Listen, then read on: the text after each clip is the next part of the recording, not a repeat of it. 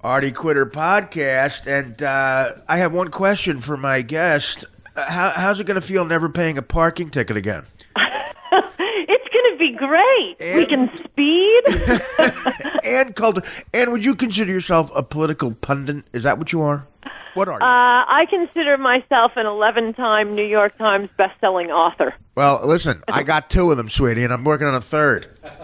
Are you reading Adios America? That's the most important one to understand everything that's happening this year with Trump. Well, if we could get away from you recommending every one of your books, we'll get to the interview. That was one book, Lamb Chop. I'll give you, but my God, no, that is sexy as hell, Lamb Chop. I love that. Is that is that your Secret Service code name? Lamb Chop Coulter. Like Lamb Chop Coulter's moving. She's moving. Adios America's moving. You should no. That first of all, that is impressive. As you know, I have 2 books that were on the bestsellers list. One debuted at number 1. I'll move on, not to embarrass you. How close to number 1 did you get? On which one? I was number 1 for most of them. That's great. That's amazing. This one, I think. I hope I'm not exaggerating. I think it was number 2. I think I just missed number 1 on this one and the last couple. You have to, listen. I mean, you have to recognize your audience, and you gotta when you do books. When I do book signings, I said I want to target areas that, I don't want to go to the Metropolitan Opera neighborhood. I'm not, Right. A lot of my fans aren't looking for the next production of Carmen. So I like going into the belly of the beast. I'm doing Real Time with Bill Maher again. Not tomorrow night, Friday night. New rule. The president can't have orange hair. New rule. Are you gonna get new ruled? I just what I look forward to most of all is his completely moronic audience. Yeah. No, okay, let me tell you something. I respect Bill Maher. I've told you this before, and I'm sure you do too. Yeah, I think he's hilarious. He hates his audience as much as I do more. I'm a comedian, and I respect that. Bill Maher's clearly a smart, funny guy. I did his old show, Politically Incorrect, and I honestly, I almost hit him in the head with a fungo bat. Yeah. And he's the condescension, and I was able to get back on the Howard Stern show and get him back. And it's rare you get what he did to me was he said to me, "You're the comedian." His producer Billy Martin, who ruined the best manager of the Yankees history for me.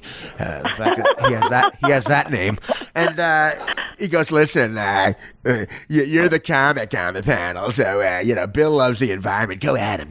We want you to start to argue with him." I'm like, well, all right, whatever. I'm not political. But he brought up the environment, and I said, where'd you read something like that? He goes, the New York Times. And as a joke, I said, who reads that rag, And it got fantastic. It got a laugh. But he didn't laugh. I guess some subjects are taboo for Mr. Some are sacred. Yeah, so this is what he does to me. He goes, thank you, Artie, for the gem opinion. And now let's go to commercial. Right. So that's what he does to me. So the rest of the show, I mean, again, my guinea from North Jersey got up.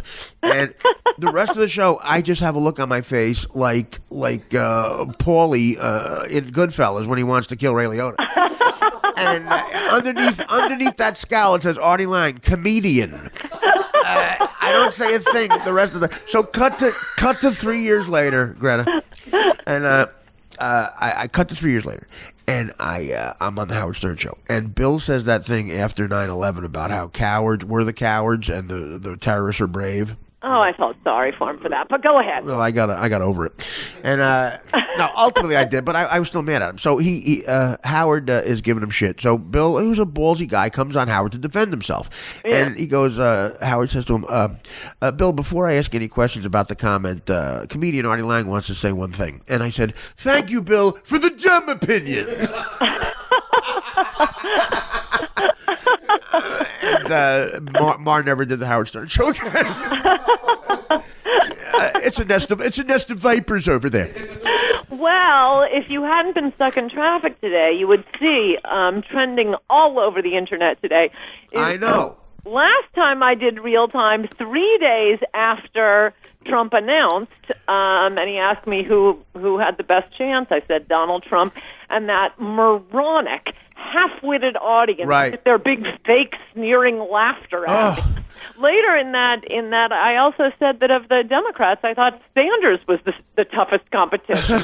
Right? No, you're and right. By the way, who was right? You're 100% right. Let me tell you something. It just goes to show how much people hate Hillary Clinton, and that's where Trump could get in because they hate her guts too. She is so transparent. She really is just so. Oh, first of all, what do you think? Yes. What do you think is in those speeches to Goldman Sachs? I mean, it must I be. know. Oh, it must be amazing. She must do like if she spoke to one of those waspy places like J.P. Morgan, she probably did like Jewish jokes, maybe. I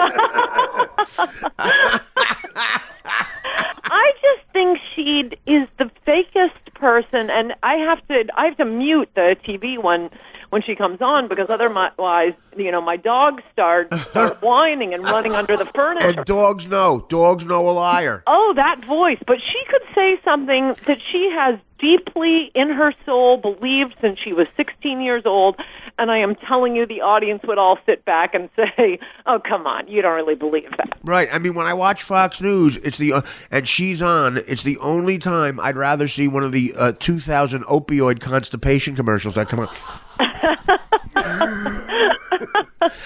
Fox News, the commercials. If I'm eating, I have to turn it off. It's either send us your stool in a box, or opioid constipation, or 8,000 catheter companies. No, exactly. That's why I'm moving into podcasts. I've been polling waiters out in L.A. and waitresses. Is that what they call it now? I got a tip for you.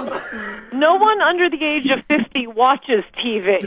You're right. It's all YouTube. That's all it is. Yeah. It's all YouTube. And I feel old again, of course. But yeah, exactly. It's like put your shit in a box. Have you seen the shit in a box commercial? You don't have to go to the... I know you're running for vice president, so you don't have to laugh at any of this, but Vice President Coulter, how many times have you whispered that to yourself? Actually, never. People keep asking, because I was an early adopter of Donald Trump, and people keep saying, oh, he's going to have to give you, some position. And I sit looking at them in terror. I don't want a job, Artie. Yeah, I know. You're right. We have the great, again, look what we do I'm on my couch right now interviewing you, and you're like, you're a home run. You just you're great. I don't have to do any heavy lifting here. It's when I interview a liberal comedian, I got to do work. So I have been suggesting I would like to be in charge of immigration, but I'm going to decide every issue. I think I've mentioned this to you on Tinder, and I'll do them all before breakfast as long as they understand I don't get up until noon and I spend a lot of time in California. But you can get rid of the whole immigration department other than, taking people out of the country. Right. You want to be the head of immigration. Yes. I'll save the country money. I don't have to be paid, and I'm definitely not moving to Washington. No, you can do it from your apartment right here. Yeah, because I think I want to be a looksist in who we let in. Well, let me tell you something. I could be your assistant because listen. You also will still lie on your couch to do it. I will, of course. I'm doing that right now. I'm a guy who slept for the last 3 years on the Howard Stern show. I used to sleep on the air, the biggest radio show of all time. Because let me tell you something. I'm a drug addict, and I learned Spanish. I learned Spanish buying drugs in the Bronx for 10 years, and I know how to figure out a guy who's illegal. I make them say two sentences. One is, if they say these sentences wrong, they're out. One is how much for an 8-ball. The other one is, was this ever in your ass? Which are the two things I say to a hooker too. And that's it. And that's it. If they say those wrong, I'll know. I'll go. I think that's going to be incredibly helpful in the Trump situation. And I'll give you the nod, and they're gone. And they're gone. And I can provide muscle. Yes, that's right. But he must. First of all, Trump. You were on the whole campaign trail, right? And you're going to be on the. You're going to be on. Well, you weren't at everything, but are you going to go on the national thing too? The whole election. Maybe. I really prefer helping him from my Twitter account because I'm an aspiring agoraphobe. But I will say, if you have not been to a Trump event, and I assume he's going to keep doing this. This is his whole campaign. I love that he has spent less than any other candidate running for president, probably ever. Right. but you have to go to one. They are so fun, and people are so happy and friendly. The experience when you're there is different from watching them on TV. Well, I know it's like a big speech, a big event. I think it looks like a Sam Kinison concert, quite frankly. I love when they start chanting something. My opinion is that this generation has no good rock bands and no good places like we saw Van Halen. We didn't go to a Donald Trump concert, Right. And these kids got no good music. Like, we want to go see Dave Matthews? No, let's go see Donald Trump. And they know the chants, they know the sayings. Build the wall. But here's the thing: he's backed himself into a position where he better do this stuff. Yeah. Like, what if he's not going to deport 50 million people or whatever? But the wall is the one thing I think he has to do. I agree. And you think he does that, and the Mexicans better come up with a little scratch for it. I agree. The one thing he has to do. I mean, it would be humiliating. In fact, I'm thinking I'm working on my next book now, and I think I'll just have one chapter.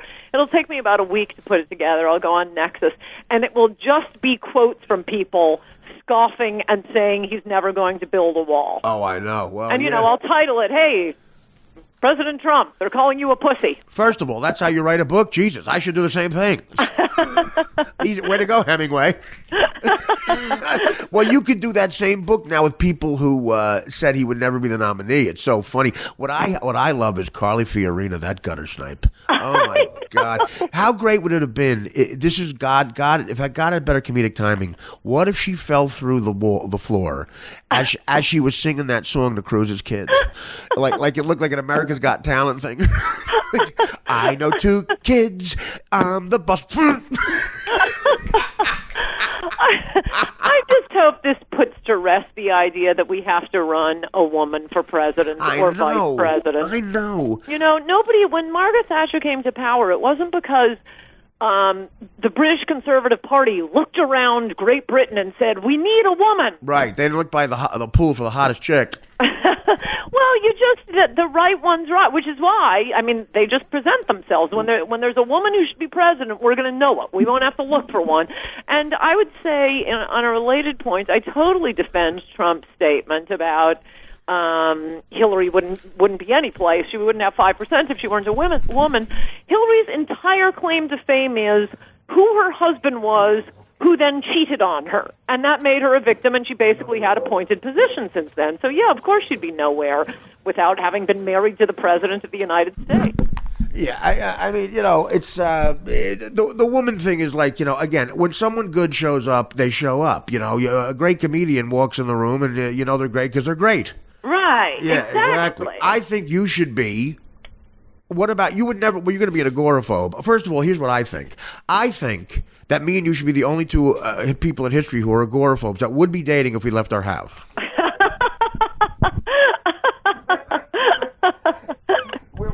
Because I'm doing the same thing. I'm gonna stay home, and you stay home, and we should leak out. Listen, we would be dating. That's fantastic. Yeah, I would be dating her, but we won't leave the home. I don't know. Well, that's basically what I do with it. One of our fellow agoraphobes, which I have been dying to tell you, because Jim Downey and I have agreed that the best way to get a compliment is indirectly, when someone just says something to someone else. I had said nothing to Downey about you, and just the other night, he just brought up your name and started talking about how funny he thinks you are. You're kidding me. No. Jim, you were talking to Jim. First of all, I miss Jim. I used to have those long conversations with him, and he doesn't know we know each other. No, he did not. He just starts bringing you up, and then he told me that you took him to, I don't know, his favorite Spanish restaurant or something. Yes, that's right. Wow, you really did talk to him. It's down next section of Newark, the Spanish Tavern. Oh, yeah, he was going on and on about it, and he said we all have to have dinner when he found out I knew you. He wants to wait for Norm Macdonald to be in town. That'll get him out of his agoraphobia. You want to have the funniest dinner of all time, and it's not even about me. You go out with Downey and Norm. I mean, Jim Downey wrote, and Frank Sebastiano wrote almost every funny joke along with Norm on Weekend Update, he said, for 4 years. Oh, that's when the first time I saw Saturday Night Live, and I'd get home. I was starting on MSNBC. I'd get back to my hotel. I was living in Washington. Washington, which sucks at the time. Right. And I'd get back at around midnight, which is when Weekend Update came on, and I started leaving my friends because I had to get back to see Weekend Update. Right. And then Norm and Jim left, and I didn't really like Saturday Night Live anymore. Well, you know what's funny? Norm was the last dangerous guy they had, and I mean, look, Lorne Michaels knows the way the wind blows. It got liberal again. Norm and Jim are right wingers, and Weekend Update really sort of showed that.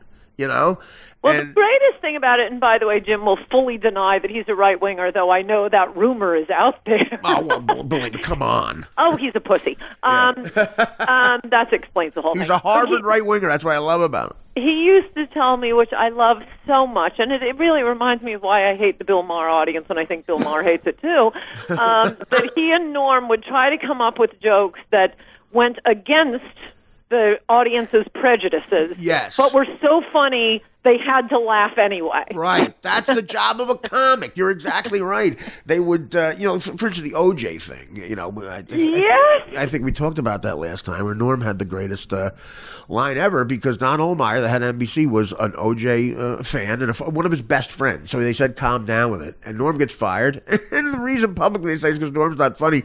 And supposedly Ohlmeyer calls Norm into his office and says, Norm, I got bad news, you're fired. And Norm goes, why? He goes, well, because you're not funny. And Norm goes, that's even worse news.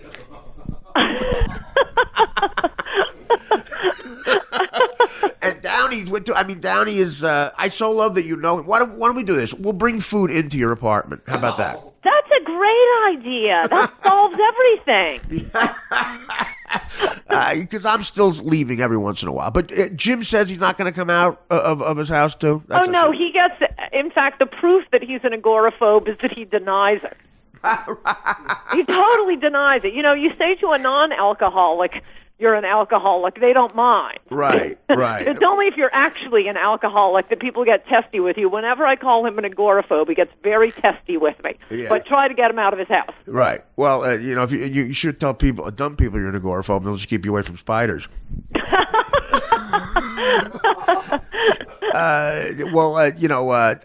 I think that I'll be the first person proud of it. I don't mind it. I think that's me too. I think it's a sign of intelligence, Ann. Don't you? Don't you think? Yes. That the fact that you hate people.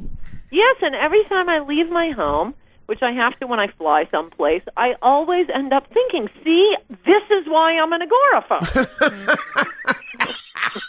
Yeah, you go to a Chipotle in St. Louis, and you know why you don't want to leave your house. Yeah, do you think most people are dumb? Do you think that's it? Well, based on the election returns, I'm starting to think most people are geniuses. Well, yeah, now lately, absolutely. How about the Trump supporter that Ted Cruz tried to come over and talk to and debate, the guy in the sunglasses? Wait, was that the one just in the last few days? Yeah, the kid with the sunglasses. I only saw a few clips, and I must say, based on the few clips I saw, and I didn't see the full thing, it kind of looked like a fake Trump supporter to me. Well, he was. I think that's almost for sure, but still he out-debated Ted Cruz. I mean, I don't know where they get those guys. I doubt, they go to the think tank at Yale. The guy looked like he was literally, someone said to him, look, take your vest off at McDonald's and come here for an afternoon. And out of nowhere, he's debating Ted Cruz, and he's beating him. The kid's comedic timing was hilarious. Oh, well, now I'm going to have to go see the same thing. I think it was like the Carly Fiorina move. It was, a desperation move toward the end. I agree. It didn't have the ring of truth to me. And also, why? I mean, Trump supporters are happy. We were on the cusp of winning. Why would you go harass this poor guy? Well, he's not so bad. He's bad, kind of an annoying speaker, but his positions are reasonably good. Well, I think this kid was on angel dust. I think that's the difference. Oh, okay. Well, okay. See, that's a fake Trump supporter. Though we want them all. It's a big tent. How about Carly Fiorina? Could you imagine being married to that woman? Every time she spoke, Ted Cruz looked like a battered husband who just had to stop talking. The town hall they did with Sean Hannity, she wouldn't shut up, and they took up all her time. His time. He's like, he would start talking. He goes, "Well, here's my idea. Wait 1 second, Ted. 1 second. Let me explain something to you." She had that great metaphor. She goes, "The 20-yard line ain't the touchdown, and seventh inning ain't the end of a game, and 1,200 delegates ain't 1237, and this guy's going to get 1237." I'm so glad that? I didn't see it. Oh, you have to check it out. Every time I see her, I just think, who could vote for that face? Well, that's what Trump said. He always had the best one-punch knockouts, and it was nothing about her not being an attractive woman. She's an attractive woman. As he said, it's that she's a sourpuss. Right. She looks like she condescends to everybody within 3 seconds of speaking to them. Yeah. Like, I remember one thing with Brett Baer, he said two things. She said, wait a minute. It's rigged. You're rigged. Fox News is rigged. I know it. She does the thing with the head. She goes, I know it. You know it. The people know it. And with her husband, you told me last night you take out the garbage at 12:38. You didn't. You took it out at 12:39. I know it. You know it. The kids know it. And with every I know it, she does the head nod. I know it. You know it. The kids know it. Oh, that's fantastic. Yeah. And the husband's like, okay, sweetie, keep talking. I'm going to put my head in the blender. Let's talk about Bill Maher's audience, because you are so right. Where does he? Are they his writers? That he just go and change their clothes? I mean, it's unbelievable. I feel, in his defense, he has tried to get smarter audience members. He does what he can. They used to invite like the UCLA college Republicans, and somehow he just ends up with these, I don't know, retarded moveon.org types. Right. And they know nothing.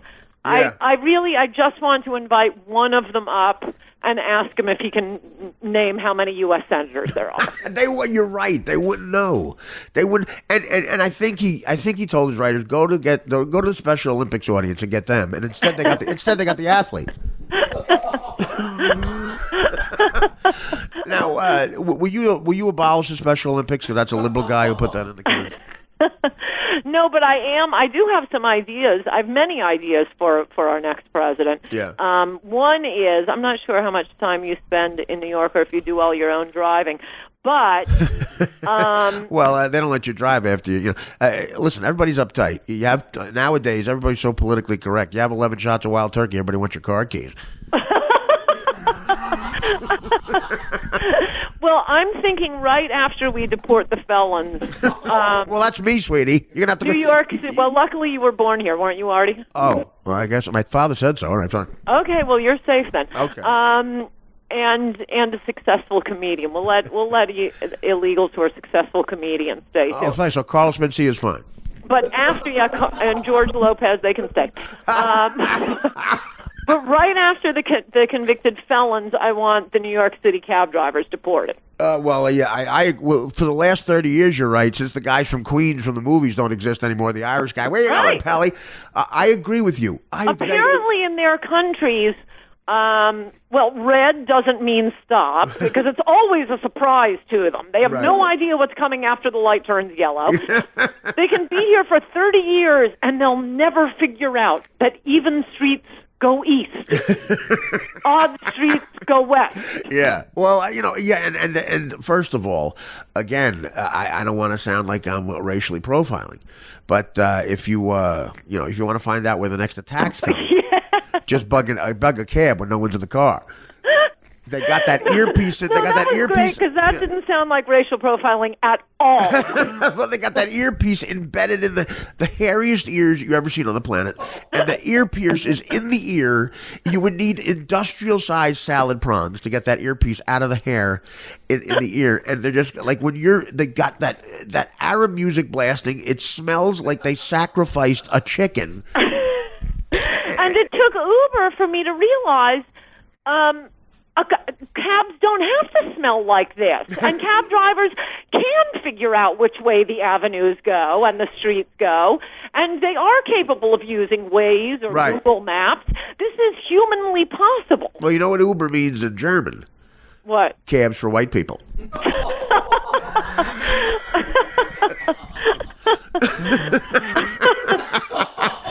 You will get in a cab. Well, actually, it's great. It's cabs for you don't have to worry about a cab not stopping for you, because they'll pick up anybody, any place. Here's my suggestion for a vice president, just because I want to hear him talk for the next 8 years, possibly. Herman Cain. Herman Cain. Oh. Did Herman Cain. What's up? I made Godfather pizza out of Cheyenne. No, this ain't the other brother. Yeah, Ben Carson's the other brother. I don't know what's up with that brother, man. I said, listen, you gonna get some white pussy out of this, right? He's like, no, I'm reading scriptures. I'm like, what is that's crazy? I would like to hear that man talk. Oh, I love him, and he likes Trump too. He goes, this ain't a whole Hail Mary pass. It's a Hail Carly pass. We need to Donald Trump. We on the Trump stump, baby. And the other brother tried to separate two heads. Like, we don't need that shit here. I'll make white pizza. White pizza equals white pussy. That's what I mean. Okay, I'm refusing to laugh. I know. Don't laugh. First of all, we'll edit out. Only my cousins hear this, quite frankly. You see, you are ruining one of my favorite words. There's nothing wrong with that word when I use it. What, pussy? Uh-huh. Because What? I don't use it to mean that. There's nothing. Oh, right. So you call people pussies. Right, I mean it to use it to, No, mean I like know. Jim Downey. Right, exactly. I love that you think he's a pussy. Well, I listen. I know it sounds crude when, especially someone who sounds like me. Quite frankly, I'm a longshoreman. I was a longshoreman. But You were? I was a longshoreman for 2 years. That's what I did. Yeah. That's so cool. You're the Trump demographic. I'm a white guy. I didn't go to college. Quite frankly, I failed gym in the 12th grade. I went to summer school for gym with 8 of the dumbest Italian kids, 8 of the dumbest Irish kids, 8 of the dumbest black kids. There was 21 of us, and we were trying to learn how to rotate properly in volleyball. And you've never seen every kid. Half the kids thought the blue part of the globe was the sky.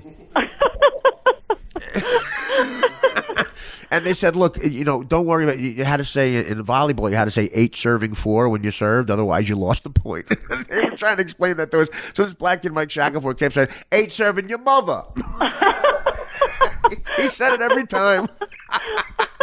We all got D's, and then we passed. But yeah, I didn't go to college. The only schooling I've had after high school is driving school. How did it go? Well, I lost my license for 2 years because Because you don't know which way even streets go in Manhattan. Let me tell you what I did. On a dare, I drove home backwards from a bar. My buddy bet me I was at a red light facing the guy in back of me. I got almost to my buddy's house. I got pulled over for reckless driving. So I was complaining because I didn't want people to know what I did in the driving school, that I got a 45. I was doing 45 and a 35, and they took my license. And then at the end of the class, they found that I was going backwards. And I didn't go to college. I was a longshoreman. I worked construction. Then I started driving a cab. Everybody, my longshoreman friends said, "Hey, you're funny. You should be a comedian." And I just went to New York and started doing it. And a few years later, I was on television. So I'm the exact demographic. It worked. I hate that people. What about that? I hate when these liberals say uneducated white men. Like, it's so condescending. That Yeah. And No, I know, and Greenwich, Connecticut went for Trump. It's not even true. This is a huge movement. It just happens that for the first time, we have a presidential candidate who doesn't seem to hate right. the working class white man. Speaking of that's the big surprise. No, I know. Thank you. He lost Manhattan too, by the way. That's telling. Yeah. But what about this? Speaking of huge movements, what about Chris Christie? He's going to have a bathroom on Air Force One, or? I don't know. I'm thinking I would like Rudy Giuliani to be Attorney General. He might take it. He said he doesn't want to be in the cabinet, but I think he might. He was so great with crime. That's the perfect job for him. And the alternative would be Chris Christie, who would probably be good. But man, nobody went after crime like Rudy. Now, does Air Force One have to have a third bathroom too? If a transgender gets to be president? Do you realize if that law passes, Kendall Jenner could be in a bathroom all at once with her mother, her father, her stepmother, her stepfather, her uncle, her aunt, her sisters and stepbrothers, all going to the bathroom at the same time, and it's just 3 people in the room. Okay, Artie, I have to go. Where are you going, to Jim Downey's? No, I have to call the real-time person. Oh, I was going to say, an agoraphobe has to leave. That's how much you hate me. No, I'm 7 minutes late for calling her. I just looked at my watch, and she's probably getting very testy with me. Oh, I know her. Well, I'll take care of her. Let's just keep talking. I'm kidding. I'm kidding. I love you. Listen, thanks for talking to me. And I know this is something that you don't want to do, and you do it. No, I love doing it. All right. Well, let's make a date not to leave our houses somewhere. Okay, that would be fantastic. Go call Mar. I love you. Talk to you soon. Bye-bye. By the way, it's so disgusting. All right. Artie Quitter Podcast. Josh, what's your last name? Zepps. Zepps. I thought it was Epps. Zepps with a Z or a Z, as we say in Australia. I'd appreciate it if everyone would just say the Z. The rumor that you're Omar Epps' brother, is that true? That's correct. Absolutely correct. Josh Zepps. I tell you, I know Josh. Josh works for the Huffington Post. Well, you did, right? I did. I don't anymore. And every once in a while, for some reason, they interview me over there. And I go over there, and they're very nice. And the last time I did it, well, it's usually a hot broad, but then I got Josh. Sorry. I'm kidding. I did wear a wig. It was nice of you.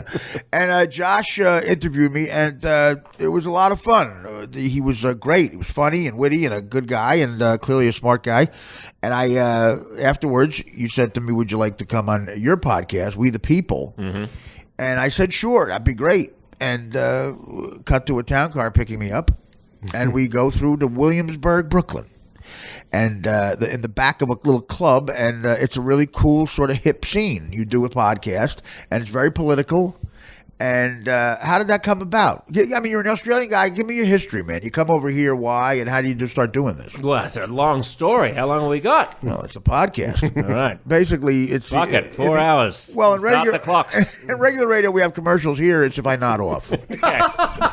First things first, about the podcast. How did the podcast come about? Well, I was one of the founding hosts, as you say, on HuffPost Live, which was their experiment in doing video conversations for... That's right. That was a big deal. 8 to 12 to 16 to 24 hours a day. Sometimes it felt like 30. But it was a hit show. Yeah. It was great, and especially when we had interesting, fun people like you, who people actually want to click on and watch the video rather than like the Undersecretary of Agriculture. Who I would sometimes now, have you met Ariana Huffington? But before we go further, yeah, many times. Yeah. Now, good blowjob, bad blowjob. Fantastic. As long as she takes her teeth out, it's incredible. I'm going to eat my teeth at home, honey. Now, I mean, I hope you didn't kiss her because I don't know what Bill Maher's dick tastes like. New rule: Ariana's swallowing. New rule. Oh, dear.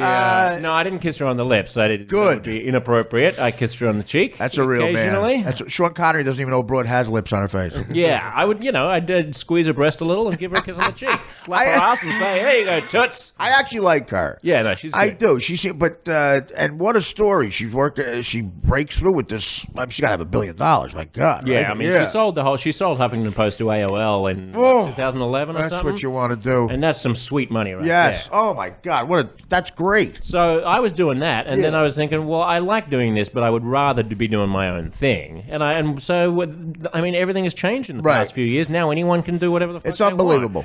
So I was like, why don't we get... Because I thought everyone's doing the podcast where they just get someone in a room and talk to them. No offense, Artie. No, I mean, listen. It's not the most original fucking idea in the world. Look at me. Do I look like Mr. Original? I got a park on from 1984. I knew that I liked standing around in a bar and talking to smart, funny, interesting people. So you really did revolutionize the talk show. Let's put a microphone in a different room. Mate, never been done before. This is Australia bringing something truly original to the podcast space. No offense, you're not exactly Ernie Kovacs. We found a bar and got a good We found a bar. We invited a couple of drunks in and we had a good time. In Williamsburg, but I'll tell you what, you hit the mother load. You're married now, I know, but so many hot chicks are into the political liberal, right? I mean, did you give yourself a chance to get that out of your system? Well, I'm married to a boy for a start, but that wouldn't stop me necessarily. Well, they can have pussies now. Look at Jenner. Exactly. Well, no, does she?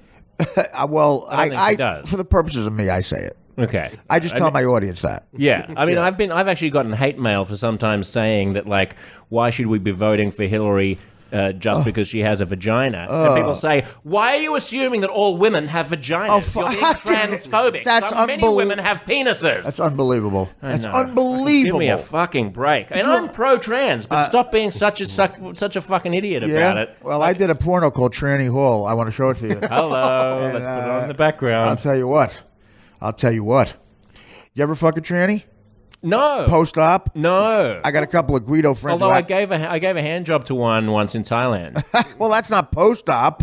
No, well, yeah, okay. Well, I've said this before. Trust me, she looked very post-op until she had a dick, right? I mean, everything was very post until she pulled it out. Post. Yeah. Let me tell you something. I believe that if I was a transgender person, I would ask the doctor to keep my old dick to fuck my new pussy with. Now, I think that sounds very, very, to some people it sounds disgusting, but think about it. I'm guaranteed pussy. It's me. I make the decision. Like, I have the cunt. Yeah. Yes or no? Yeah. And how pathetic if my new pussy turns down my old cock. How fucking terrible would that be? I'm just trying to figure out logistics, Artie. Where exactly is the pussy? Right? Well, they put it where your pussy usually goes. But right? then where's your cock? I have it in my hand, my old cock. Oh, okay, right. That makes sense. I use it as a dildo. Because I was thinking you could do it the other way around. You could have your dick where your dick is and put a pussy on your hand. You want to keep the dick... Put your pussy on your hand. But you're walking around... We'll talk about a pussy handshake. Yeah, wear a glove. Everyone's always like, why does Artie always wear a leather glove on his right hand? That guy shakes hands. You do not want to know. That guy shakes hands like a girl. Well, there's a reason for that. Exactly. He has one left hand and one right labia. That's unbelievable. A pussy on your hand. Yeah. I always thought, though, that God clearly made gay people, and he really fucked them over, that the only other orifice option is where shit comes out of. I know. And I think that maybe God should have put a pussy, like right here on your side, a hole for gay people to fuck. Yeah, it's a good idea. Your thoughts? I could do it. Like the gay hole. Yeah, I like it. So anyway, how far am I through finishing your first question? Anyway, so that explains the podcast. So people can get the podcast We the People. At We the People. It's all one word. If you search We the People, all and one word. If it sounds different to you, it's because Josh revolutionized the idea. Completely it's not in a room. We're standing outside in a field in Williamsburg. Can I tell you something, Josh? I'm an old school New Yorker. I grew up 5 miles from New York City, 4 miles that way. And I used to take the bus to the subway as a kid all the time. Lower East Side, we used to go score, all this shit. First time I've been to Williamsburg, Brooklyn since the Revolution is when I did your show. I had never gone because I was living in L.A. when all this happened. And then after 9/11, I was here. And, to me and the people from my generation, I can't believe Williamsburg is hip. I can't. The condos I saw, Yeah. It was like Connecticut. I couldn't believe it. I mean, forget Williamsburg, because you've done the show twice. Yeah. And the first time you did it, we were in Bushwick. Oh, Bushwick. That's well, the second time it was Williamsburg. You're right. Right. But I mean, if you think it's amazing that Williamsburg is rich, most people can't fucking believe that Bushwick is rich. Was where you used to get mugged there. Right. 3 years ago. Jackie Gleason grew up in Bushwick. 328 Chauncey Street, where the honeymooners, the address where they lived, is still there. And it's all condos. Where Jackie Gleason and Alice lived is all like these little pussy ass fucking kids. Yeah, millennials. If you said the word nigger nowadays, you'd get lynched by white people. And believe me, Jackie did. Yeah, I got to say, over on the other side, we're on the other side of Manhattan right now. We're in Jersey. I don't want to give away your address, but it is so the balcony is so beautiful and the view is so beautiful. Yeah. I felt if I lived here, I would have to take up smoking just so that I could sit on the balcony and gaze out over Manhattan. Let me tell you something. You know how many fucking blowjobs I've gotten out there? From Dan alone. No. No, dude, I've gotten head out there, man. But it's pretty exposed. But don't people look at you? What do I give a shit? Well, no, I go down. I put a sheet over the chick. Mm-hmm. I'm sure no one knows what's going on. I rest my food tray on her. Mavis, there seems to be a man out on the balcony with a sheet over his waist. It's bobbing up and down. That used to be the trade center when I bought it. I bought this 3 months before 9/11. So that was the trade center. Were you just standing there looking at the whole thing come down? The place was getting painted at the time, and I was on the Stern Show part-time. I wasn't on full-time yet, but it looked like I was going to get the job because I lived in L.A. for 6 years. I came back, and I said, I'm going to buy a place on the East Coast as an investment. And I had a bunch of money from sitcom for a couple of years. They pay you, they overpay you, and stand up on the road and movies. And I did Mad TV for. I was fat with money, and I said I'm going to buy a place as an investment because I thought I'd have to go back to play the fat neighbor on some shit sitcom. Yeah. And then the Stern Show, like something from heaven, became available, and I told my agent, Stern knew me from going in there with Norm Macdonald. I said, you got to get me in that rotation. Like funny people were trying to get that job, but I said, no one's a bigger fan than me. Nobody. money. I'll get that gig. And the dream of staying on the East Coast, my favorite show literally of all time, to be in that studio, and it was a pipe dream. And it happened 4 months later. I'm living in this apartment, working on Stern. And I go out to bars over here. And in this area, that's like being a U.S. Senator. It's better than being a U.S. Senator being on the Stern Show. My father was alive. You think it was like I became president. Yeah. I'm not lying. Yeah. And I'm making all this cash. I'm doing stand-up. And I go to these bars, and these fucking Jersey broads, again, it's like I'm a senator. And I closed almost every night. I pull a chick out of there. I bring her over here. And look at me. I mean, come on. I'm not a young Bob Redford. But I was much thinner. This is 15 years ago. And I'd go right out there. I'd have the cigarette going, getting a blowjob. I called my buddies from I said, dude, you know what I'm doing right now? She goes, what? Shut up. Wait a second. This began as a story about 9/11, the great American tragedy, and it ended as a story with you smoking a cigarette and getting a blowjob. But what happened with the big World Trade Tower when it came down? Well, you know what happened. You watched the news, right? Yeah, I saw the news. Apparently, some Afghan bastard brought it down. Well, let me tell you something. I wasn't here. If I was, my God, I don't know what I would have thought of, because I love New York City. I love the history of it. I devour documentaries about it. And, September 2nd, 1609, Henry Hudson floats into that harbor and realizes this is the best trade post in history of the planet Earth. This island, water on every side, and before you know it, there's a city, and I'm watching it crumble. It was we thought it was done, and we were under attack. And I was out the night before with friends from LA till 5 a.m. because I worked on the Stern Show September 10th and September 12th. Another comic had it that day. My sister was on the ferry to New York City when the second plane hit. She came back and with the painters watched them towers fall from that balcony. And she's still, she can't get out. It was horrible. You did a show on September 12th. Yeah, I went to the Stern Show the next day. What the fuck was that show like? I'd love to dig up the archive of that. Go ahead, go right ahead. It's all over the internet. Howard, I didn't go until, typical Howard. I'm trying to get the gig full time, and Howard shows up. No one's there. Nobody. Of course not. I love when people say Jon Stewart taught us how to laugh again 3 months later. We did it 4 seconds after the fucking thing. They're like, Letterman was so brave. Yeah, he came back 2 weeks later. Brave. It was and I said to myself, fuck it. I said, I'm going. I'm going were you in the same studios near Rockefeller Center?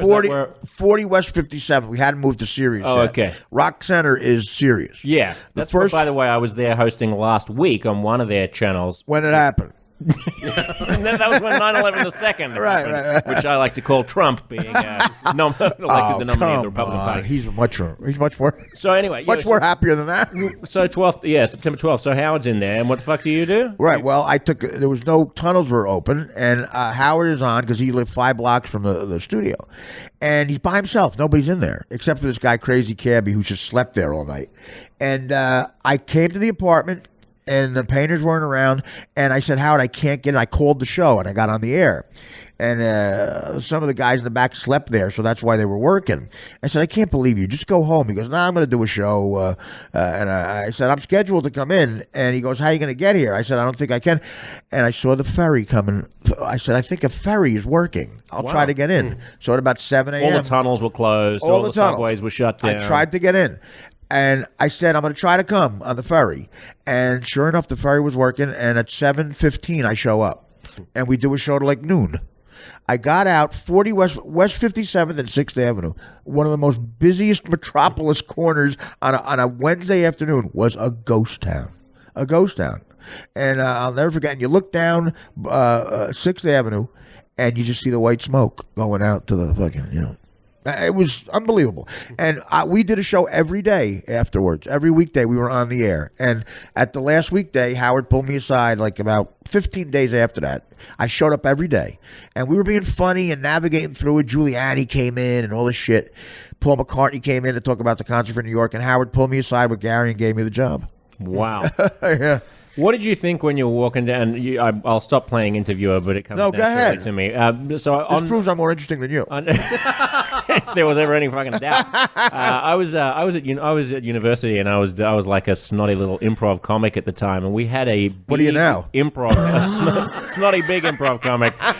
We had a big improv show, like 1,300 people or something. It was the big finale of the improv show at Sydney University. Right. and on 9/11. Wow. Yeah, so talk about making people yuck in that environment. Now, admittedly, it's on the other side of the world, but it was 9/11, the one thing worse than improv. You're a terrorist. Go. You're a terrorist with no hands. Go. We are the Taliban. Yes, we are. La la la la la la.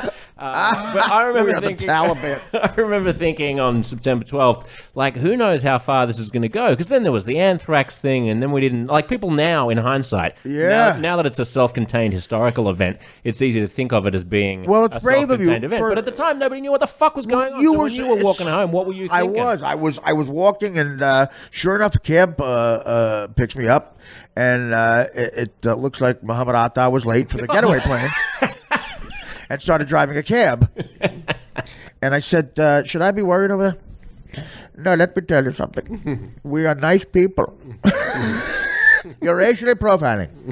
And, it was very nice. Why are you saying we? Fuck, if you want to distance yourself from them, just pretend to be from It was unbelievable. India. They were the only people working. And I think they wanted to show that because people, in all seriousness, people were pulling, these assholes were pulling these guys out of cabs and beating them up. Yeah. And so Howard said, don't do that. We were actually telling, because, the Howard Stern fans were that demographic.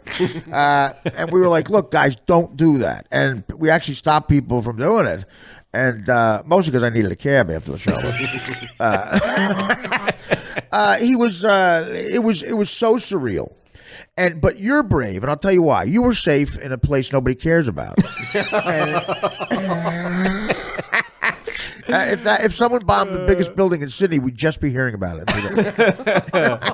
But no, you came. So why you came here? Because so I came here because the media industry is a lot bigger here than it is in Australia. Well, that's true. But actually, no, that's not entirely true. That is a true fact. It's true. But it doesn't explain why I came here. The main reason I came here was because I love New York City. I have the same kind of fascination and affection for it as you just described. From movies.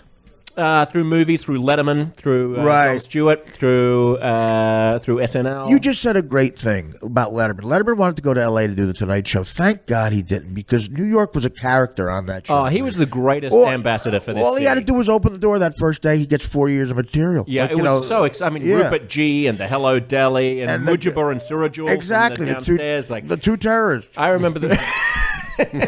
No, it was unbelievable. You're right. New York. I was a Woody Allen nerd. I came here, like a lot of Australians, I took a year off after high school before going to university and traveled around the world with a backpack for 7 months. Right. And when I got to New York and I got out of the subway and I saw, I went to Times Square not knowing where I should go in New York. It was the only place on the subway map that I knew the name of. What year is this? This is 95. Wow. Okay, so Giuliani had just taken 96. Giuliani had just taken the Disney money. It was just when it was turning over from the old Times Square. Yeah. But I mean, just the fact that there was actually steam coming out of grates in the sidewalk and yellow cabs and NYPD cops. I was like, I'm walking through a fucking movie set, and I love this place. I love the energy of it. I went and saw Letterman being taped. I went and saw. It wouldn't have been Conan at the time. That must have been on a separate trip. No, Conan was there. Conan. Yes, I went and saw 93. Conan started. Yep, there you go. So this was 96 or 97. I can't remember which. And I just I vowed to myself then, I'm going to come back and work in broadcasting in some capacity in this city. Right. Somehow. Good for you. And then you get on a huge show. Went to college, worked in a video store, did a whole bunch of shit.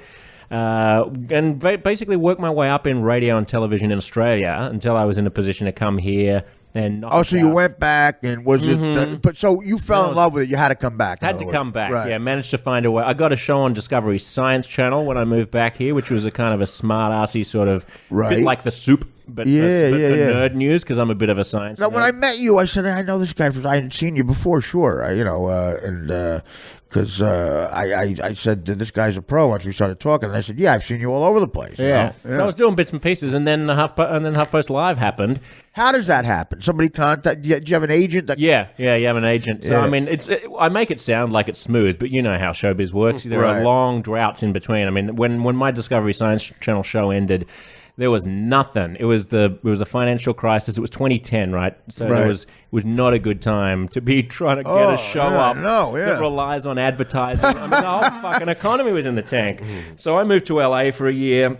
hated it out there. Nothing against LA. I go there a lot. I'm going there on Saturday. Well, if you like New York week, the way you just described it, the steam, almost a film noir, Damon Run, you're not going to love LA. No, that's obviously. right. It's a lot of adjusting. Yeah, LA for me is a utility city. It's a place where you go in order to do the things that you have to do in showbiz, but it's not a place that I can imagine falling in love with the romance of. Right. Everyone in LA is always like, oh, you got to really understand and know LA. You got to find the little cool bits. What, that little bit of Franklin Ave just there where, like, just between these 2 blocks, there's a great Pinkberry and there's a really funny comedy joint. And then you have to drive for an hour and a quarter to get to the next little place. Piece of history. Yeah. Like where the one block where Robert Mitchum slapped his girlfriend or something. I agree with you. But there is history to LA, but you got to dig deeper. And New York is right in your face. And also I like being able to walk around and actually have a city bump me in the face and have limousines and millionaires right next to poor people, be able to walk from a Chinese district right into an Italian district, right into a hipster district, right into a ghetto. Exactly. I don't want to have to get in an Uber and sit in traffic on a freeway for 45 minutes to be able to see anything different. You know what Uber means in German? White people cabs. I try that on a Coulter too. Das Auto von Weißperson. Get in the cab, you piece of shit. Let me tell you something. The thing about New York, you say it hits you in the face. The negative is you could be walking, in Greenwich Village on a warm, hot Saturday afternoon, and a little piece of rain hits you in the face. You go, "Wow, that's so refreshing," and then you realize it could be rain or a guy taking a leak off a building on West 38th Street. That is true. Yeah, there's garbage, and when the heat comes up, it stinks, the garbage. I remember that was one of my first impressions of New York. That when you haven't been here, you assume that because it's the greatest city in the world, in kind of its iconography, in the way that it sells itself, that it must be kind of shiny and clean and like new. I thought it was going to be like Singapore or something. I thought it'll be spick and span. Right. No. There'll be tiles everywhere. Well, you'll be able to eat off the floor. You got the spick right, not the span. You'll see spikes, no span. But you get here and it's a shithole. I mean, it's falling apart. You go to the subway stations, there are rats everywhere. Right, There's a hobo who's dead. He's being devoured by wolves.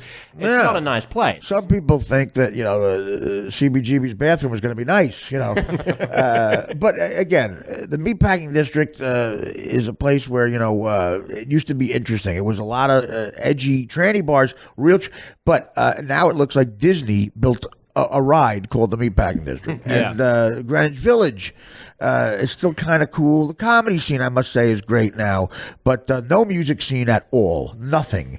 CBGB's, like I mentioned, is now some hip designer has a store in it, and it's just not cool. It's what not do you cool. think? Do you think this is, because I can't figure it out, I feel like every generation is always whining about how much better things were, and that's just the part of the process of a city's growth, and in 100 years' time, New York will still be an amazing place. And I promised myself I would never become that, but it is a very dramatic generation gap now.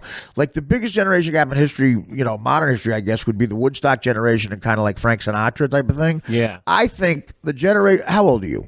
I'm 38. Okay, well, I'm 48, so that's not that bad. I'm talking about, even with you, the difference between you and a 22-year-old and me and a 22-year-old, put it that way, because of technology, music like hip-hop and all that stuff compared to rock, and the melding of technology and music, the way it makes a generation gap that's bigger than anything. And because there's no great bands now, people go to political rallies. I don't know, man. I feel like there's no Van Halen. I feel like you're saying exactly what every fucking 48-year-old person has always said throughout history. Not this dramatically. We're not dealing with laptops. There's a guy, a fucking music at least still had instruments. There's a guy, 80,000 people in an arena in Copenhagen for a guy with a laptop. There's no guitar. It's very different. Artie, rock and roll got invented during my parents' lifetime. Invented. That's what I mean. Like you say, there's no guitar. There were no guitars prior to the 50s. I mean, people weren't doing it. They were sitting around. Do you want me to show you a picture of a guitar? A guy with a guitar in 1920? I'll find it. Probably back in Egyptian times. A jazz guitar. So my grandmother died last year. She was one day shy of her 100th birthday. Right. It was the eve of her 100th birthday. I was talking to Joe Rogan about. By the way, I'm going to be on Joe's podcast next week as well, so people can check that out if they want to hear more of me with someone else. Well, you have a bigger audience, that's for sure. And I was talking to him about think about her lifespan, right? 1915 to 2015. Right. that period, I mean, when she was born, like they would wait for the car to come through her city because there was a car. And they'd be like, oh, look, it's 3 p.m. There goes the car. She saw the 20th century, basically, and everything happened. There were not only were there no computers, there were barely any cars. There was certainly no planes. There was certainly no space flights. She saw people land on the moon. There was no phones. No one had a fucking phone. Exactly. She saw the entire thing unfold. I can't imagine that there's that kind of low-hanging fruit in my lifetime. Like, yes, I'll whine in 10 years' time about how everything's changing and it's never been changing this fast, but it's not changing as fast as it was between like 1935 and 1965. Well, no way. Dan knows a low-hanging fruit. What street is that guy on? I'm telling you, you're right. I know. I think, okay, good point. The Industrial Revolution happened, basically, for the most part. You know, Thomas Edison invented electricity in, 1882? Yeah, well, by 1950, it was just kind of catching on. The information and travel revolution, I guess, happened. I mean, I guess... The mafia happened. Everything, I'm telling you, you're right. It's insane. I mean, they didn't even know who Hitler was. When in 1950... Well, they found out. They found out. In the 20s, I mean, Please don't shout your pro-Hitler rhetoric. People used to speak like that when my grandmother was a child. Like, they even had different fucking accents. I'm sorry. I'm living the life of a guy who... you're seeing the glorious results of a misspent youth. It's beautiful. I've got allergies, though, so you can just blame it on that. They pretend that it's me. The listener doesn't know who's blowing their nose like I would do a bit monster. about it. I do a bit about it. All right. Well, anyway. I pretend I've been talking to a young person. Tell me more about your grandmother. One day shy. If only you could see this, dear listener. It's a thing to behold. I mean, there's a lot of toilet tissues. I look like John Kasich eating. Let's get political now. Let's get political. You hate Trump. Kasich's out. What do you think of the Trump thing? I mean, are people... Sanders is winning? What's going on? People just hate politicians, right? Yeah. They finally got fed up. I think that's basically it. I think there's a sense, and this is what makes me a little bit concerned about Hillary. I don't think that... Let's just do some numbers first. Let's get boring numbers out of the way, because there are some interesting ones. You want to do it off the air? We get out of this. People quickly changing podcasts. We get out of this. If you find this boring, just switch over to We the People Live. You can find on all good podcast platforms. We just got to change the opening. We just got to change the opening to just Ann Coulter. Yeah. No, go ahead. No, I'm interested in this. Here's the thing about the Republicans at the moment. Just in terms of demographics, right? Thinking about the change in the proportion of the voters who are white versus non-white. Right. If Hillary gets the same share of the non-white vote that Obama got last time, then just because of the growth in the number of people in the number of non-white Americans versus white Americans, the Republican candidate, who we now know as Trump, would have to get a larger share of the white vote than any non-incumbent Republican has ever gotten in the history He's up of America. Against a big challenge. Absolutely. Right? So that's one thing. Yeah, then here's the other fact. If you transpose the last election, which a Republican won, that was 2004, onto today's demographics, and you give today's Republican candidate the same share of the non-white vote and the white vote as George W. Bush got in 2004, and he was pretty popular among Latinos for a Republican. He was, because also an incumbent president with the war and everything, and people thought, I'm telling you, this country, we care about what gets your votes, and it's horrible to say, but he threw a dead strike with a bulletproof vest at a World Series game 3 weeks before the election, man, and John Kerry looked like Sarah Jessica Parker thrown out of first pitch at a Boston Red Sox game. I know, and he's the war hero. Yeah, this country cares about that. Yeah. You're right, and he's a war hero. They didn't give it. George Bush got out of it with money. Yeah, exactly. Yeah. Fucking reserves. You're right, exactly. So if you take the share that George W. Bush got in 2004 of the white and non-white vote, and you transpose that onto 2016, then he loses. Right. Just because of the growth in non-white votes. So then the question is... A lot of people showing up, yeah. Then the question is, are all of those non-white votes just concentrated in urban areas in such a way that it's just going to make Hillary win massively in those states, but not really help her in the swing states that she needs to win? Right. Or does it make it impossible for someone like Trump, who has so alienated Latinos, and who isn't really popular with blacks, here's the thing. I can't see how he makes the numbers work. But Trump is such a wild card. that we don't know who. Like it does seem like he's the only guy where polls you might have to throw him out the window because I feel like people are getting up that day. Something pisses them off on CNN, and they go, "I'm voting for somebody else." That's true. Because liberals do this to themselves. They sound so pretentious and pompous, and it used to be the other way around. When George Carlin, I'll give you comedy as an example. When Lenny Bruce and George Carlin and Richard Pryor got big, Republicans were uptight. You know, they were the ones it was fun to make fun of. Now it's a direct opposite. With political correctness, whatever you want to call it, liberals are uptight. You can't say a goddamn thing around liberals. So comics, totally true. As a comedian, I want to poke at the guy that gets upset. And working class people see them all like they watch Chris Cuomo have a conversation with himself because he feels he's too smart for anybody else to talk to him. The guy answers his own questions. It's like, you're a liberal. Why? I don't know. How you brought up? I went to Ivy League school. Let's talk about this. Push back on that. Why? I don't know. She's here. Well, it's like, can she? We're out of time. Thank you. Well, yeah. I mean, and they say, I hate this guy. Yeah. I hate him. And then they see Trump, Jeb Bush, we have to defeat ISIS. And Trump, like, we'll bomb the shit out of ISIS. And then Hillary Clinton with those talking points. Everything is out of the fucking book. Like, I went to politician school. Here, we don't need, what was the fucking, she talks in bumper stickers. And stuff rhymes Well, now. do you see her talking about the women's card? She's like, and she's so annoying. Like, she was like, if it's dealing the woman's card, count me in. Stand Deal me up in. Right. for women's rights. Deal me in. Deal me in. Well, she yells. And I'm like, I don't want to hear that in my TV every single night. She sounds For like Gilbert 8 Godfrey. years. Gilbert Godfrey telling the aristocrat joke. Yeah. And then I walked in and I saw the cigar in Monica's pussy, and I said, "Take the cigar out of the pussy." And there was pussy juice and cum and blood and pussy juice all over the cigar. And Bill smoked the cigar with the pussy juice. And I said, "You call yourself the president?" He said, "I call myself the aristocrat." I'll be doing that at Yuck Yucks in Toronto. You're right. Someone told her to scream. Yeah. She's trying to seem cool. The fake concerned look. And listen, here's my point about how why she's the devil. Chelsea Clinton, their daughter, what an impressive human being. For that kind, and Obama's daughters too. They're such impressive people. I was a fuck up without that scrutiny. Everyone's watching them. These right wing journalists from every fucking blog in the world is probably got a camera on those two poor Obama kids.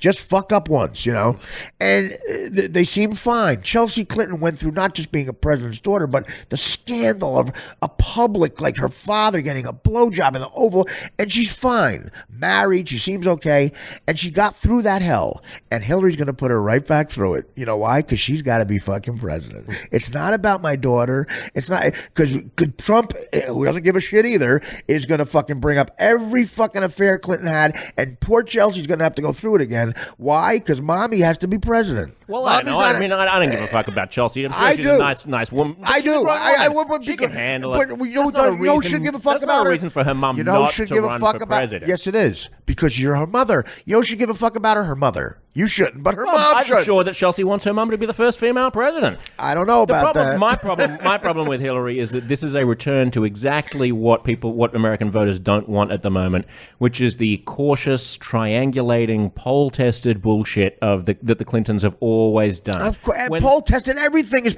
That's what's refreshing about Trump and Sanders. They don't sound rehearsed. Exactly, and this is why I share some of your concerns about whether or not Hillary can win. Not that I really particularly. I don't have concerns. I want Trump to win. So Hillary was up at when she was campaigning, I think in New Hampshire, she was at an ice cream store. Right. And they asked her someone asked her what her favorite ice cream flavor was. Right. And she couldn't answer because she didn't want to offend chocolate lovers or vanilla lovers. That's unbelievable. Lovers. She's drowning. Political she's drowning in her own bullshit. And the fact that she had somebody apologize for that off the reservation thing, it means we're going to a different world now, man. Also, I mean, off the reservation is something people have been saying forever. It's offensive fuck off. She should have showed some backbone and said, "Fuck you. Yeah. I'm not giving in to you this once." It would have showed some backbone, but instead she goes, "You're right," and she's going to drown in her own made-up, politically correct bullshit. Well, the whole left is being dragged down by this bullshit. It's like I was saying. They're finding out they can't say anything either. I get fucking hate on Twitter for saying that women have vaginas because I'm transphobic, apparently, because some women don't have vaginas. Oh, come on. I said on the air on HuffPost Live a couple of months before I left, I was saying, someone someone was spinning a bit of bullshit, and I was like, oh, come on, let's call a spade a spade. Right, right. Of Everyone course. was like, oh my God. Now, I didn't even know that spade was some 1920s Harlem slang for a black person. Well, it's a little more modern. But I get accused of being a racist. Right. And instead it's not quite darky, but it's a little more modern. But that's not where the saying comes from. The saying comes from an actual spade. I know where the saying comes from. So we got to stop devouring us. Did you see this? Did you see this conference in Philadelphia? I was talking about it on my podcast last week, or the week before. There was a conference. There was a white power, like an anti-white power, like let's all acknowledge how bad the white man is. It's called an Eagles practice. And the whole thing devolved. The whole thing collapsed because they started attacking each other for being so white. It was, and they started the hashtag White Conference So White. Oh God! And it was all like a moderator just asked a black attendee to close the door behind her. Right. Hashtag White Privilege. I'm like, what the fuck do you think is going to happen if you get a bunch of white people at a conference to complain about how terrible it is for being white? Why did the terrorists bomb that conference? If all those people were the only people in the trade centers on 9/11, I would have been I would have said, don't go into Afghanistan. They fucking helped us. I don't think, though, the answer is Trump, and I don't think the answer is Bernie. Yeah, I know he's. Don't get me wrong. I'm not a lunatic, but I want somebody to beat her, and then hopefully he'll hire people that'll keep him from doing crazy shit. He's not going to deport 50 million people. He might have to come through with the wall. The problem with him is he's going to have to come through with something because those people get mad at him. And it might be the wall. He's going to have to try to do that at least. And Mexico might have to come up with some scratch for it. If he doesn't do that, if he's president, that's going to be a problem with his followers because they're going to feel lied to. And guess what? Then you might get Kanye West to be the next president. My worry as a non-American is more with the impact that it'll have on the rest of the world. His foreign policy. They don't I don't think he has a fucking clue about anywhere outside. But you think of Ronald Reagan did? Ronald Reagan did. He read what was written on a cue card for him. That's what he did. Secretary, that guy Vance, the Secretary of State. But the other thing is it'll destroy any goodwill that America has built up around the world. Not with Putin. Under Obama. Putin loves him. Yeah, well, Putin's great. Yeah, so we can just have two gigantic totalitarian dictatorships standing astride the world. But again, the people who compare Trump to Hitler sound so moronic. Well, that's dumb. I mean, that's completely dumb. I know. It's like, but people say that seriously. I know. Well, they're idiots. I would compare him more to like Berlusconi. You know, the Italian prime minister, like a kind of sleazy, corrupt. How is he more corrupt than Hillary Clinton?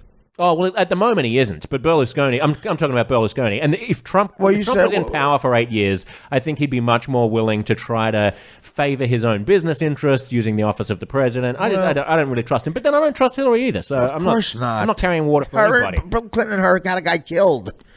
They had a guy killed. They were looking at a lot of time for Whitewater. Read up on that, man. Yeah, a lot of time. There's no there, Artie. They didn't get someone killed. Okay, well, whatever. Guy ended up dead. It's not like the right wing has been trying to pin anything on them for the past 20 years. So I'm sure if that had happened, it wouldn't have come out. Yeah, there's a way to commit a perfect murder. Is there? Yeah, they did it. The guy he knew a lot of shit. That's what I'm saying. You can find the bonus detective episode at We the People Live. Just all fine podcast. And then her husband sexually assaults women, and instead of supporting those women, she snuffs them out because mommy has to be president. Yeah, she's a selfish liar. And I'm not saying Clinton. I'm not saying Trump is a good person. I'm saying, these people who hate politicians so much better be careful because Hillary and Trump, Trump ain't the answer to solve all your, like you say, a good person getting in the White House. That ain't happening either. Bernie Sanders might be the guy, but he's not electable. He's a socialist. Yeah, that's right. Trump came out at a perfect time, man. Yeah, he's riding away. Absolutely, and that's the thing. It's not a good time for Hillary if it ever was, right? I mean, the reason why, and Bernie supporters always go crazy at me for making this analogy, but Bernie, a lot of what is giving the Bernie campaign its momentum, or what was until it became absolutely clear, if it wasn't already, that he can't win the nomination, is the same as what's giving Trump a lot of his momentum. That's ironic. There is two ends of the spectrum. Exactly. There is a legitimately disenfranchised bunch of white, largely working class Americans Right. who've been shafted and who think that that Wall Street and Washington D.C. are in cahoots, which they are. That the little guy's getting fucked, and that the only thing they hear from Washington, from all of these candidates about it, is people talking in boring poll-tested ways within the parameters of appropriate political discourse, all agreeing about the same things about free trade, about the same. There's basically no daylight, and they look at a presidential debate stage, and here's one guy who actually looks like he's saying something that's coming from his heart or from his gut. Exactly. He's not It's human. obeying They're the human stupid emotions. rules. They're showing human emotion. Yeah. That's what politics don't do. And they're winging it. Right. There was remember when Al Gore lost Right. by 500 and some votes in Florida. Yeah. His campaign manager, Mark Penn, who is one of the Clinton inner guys. Sean's cousin. You know that, right? That's not true. Yeah. That's It is Sean Penn's cousin, Mark Penn. Are you serious? No. Oh, fuck me. Why do I ever believe any bullshit that comes out of Artie Lang's mouth? Jesus First of all, Christ. after you said political discourse, a bunch of people canceled their subscription. Could you talk about the Giants' fucking secondary? You know anything about the Eagles' defense? Yeah, I'm sorry. So anyway, this Clinton dude who was running Al Gore's campaign, afterwards, I was talking to a guy who interviewed him who said, like, the thing that really got Al Gore fired up was the environment and climate change. So why didn't he sometimes just talk about that? Because part of the problem with Al Gore was he seemed so fucking wooden and so robotic. Oh, the way he kissed his wife that time when it looked like an automaton. Exactly. And creepy. And the campaign manager said, well, when we call people at dinner time and ask average Americans what the top three things that they care about are, they don't say the environment. Right. And the journalist said, yeah, they don't say that when you just ask them. Of course they're fucking idiots. Of course they're just going to say, I don't know, the economy, security, whatever. Usual shit. If during a presidential debate they had seen George W. Bush and Al Gore hadn't come across as a fucking automaton, he'd been able to roll up his sleeves and really talk about something that he looked passionate about and let his face get a bit red and really get into it, then maybe that would have won him 500 and some votes in Florida and he could have won the election. That worked for Howard Dean well. That's the thing. Not that authentic. When a politician does try to be human, that happens a lot. It's clear he was trying too hard, and then people get creeped out. That's what you got to do. You got to not try it. You got to do what Bernie and Donald are doing. Which is actually be human. That's my point. But the thing is, if they don't know how to do that, they become so phony. They've gotten to the other side so badly, and they're such con men at this point that they don't know how to do it. They don't know how to just let themselves be themselves. And that Howard Dean clip, I forget how great that was for stand-up. All I had to do was that speech for like 20 minutes, and I got to check. The people's faces behind him, though, they slowly go, holy shit. We're watching a guy, because the build-up of we're not going to do that time market. We're gonna go to Texas. Then we're going to come to Atlanta. We're going to come back around Chicago. Then we're going to come to Atlanta. Then come back to Washington, Philadelphia. He makes a sound in between the words white and house that has never come out of a living thing before or since. He goes, white house. And the people behind him are like, oh my God. And that's what happens when they try. You're right, when they try to be human, but Trump doesn't try to be human. The reason why they get themselves into those problems is because they've spent so long listening to all of their political analysts. Yes. And I think it's getting worse. I think it's only getting worse with Twitter and the pace of 24-hour media. It's only going to get worse. You cannot say anything now without someone taking it out of context. It's like, try being a comedian. It's so, because listen, I think whatever you want to call PC, but whatever name you want to give it, because that's becoming hacky and cliche, of course. And I think people just say that. Trump and those guys were smart. They say that term political correctness because it does speak to the working man. Well, yeah, they hear that like, yeah, fuck them. But it's great for society. I tell people at my stand-up shows, young people, I'm like, don't let old fucks like us say you're being a pussies. It's great that you don't say the N-word a lot. It's awesome that the word faggot, those words were the last thing people heard before they died. And it's great you don't say that. But life gets better. Comedy takes a big hit, though, because you have to be able to say stuff in a context where it's funny. And if you can't even just say it without people hearing context, you can't be funny. Well, you lose your sense of humor. That's the point. I don't think that there's anything wrong with saying the word nigger or faggot if you're talking about the existence of the words, right? Well, but those together are great, though.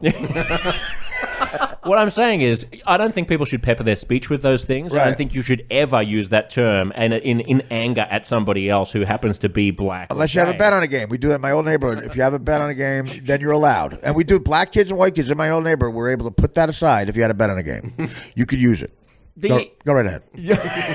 I think the problem comes where people intentionally and willfully misinterpret what your point is. Like, we should all be judging one another on the content of our heart and what we're trying to get across, right? If you're calling someone a nigger in anger, that's a fucking shitty thing to do. Yeah. But if you're talking about the existence of the word, it's shitty for someone else to assume that you have a dark heart and you've just crossed some kind of tripwire that makes you a terrible person. Right. When obviously the context in which you were using it is completely different from the context in which a black guy cuts you off in traffic. What do you do? I would not use that word. What would you say? I would say, excuse me, kind gentleman, would you mind moving your car? Say a black guy punches your wife in the face, just comes up and takes her purse. What do you say? What the fuck are you doing, you idiot? Idiot?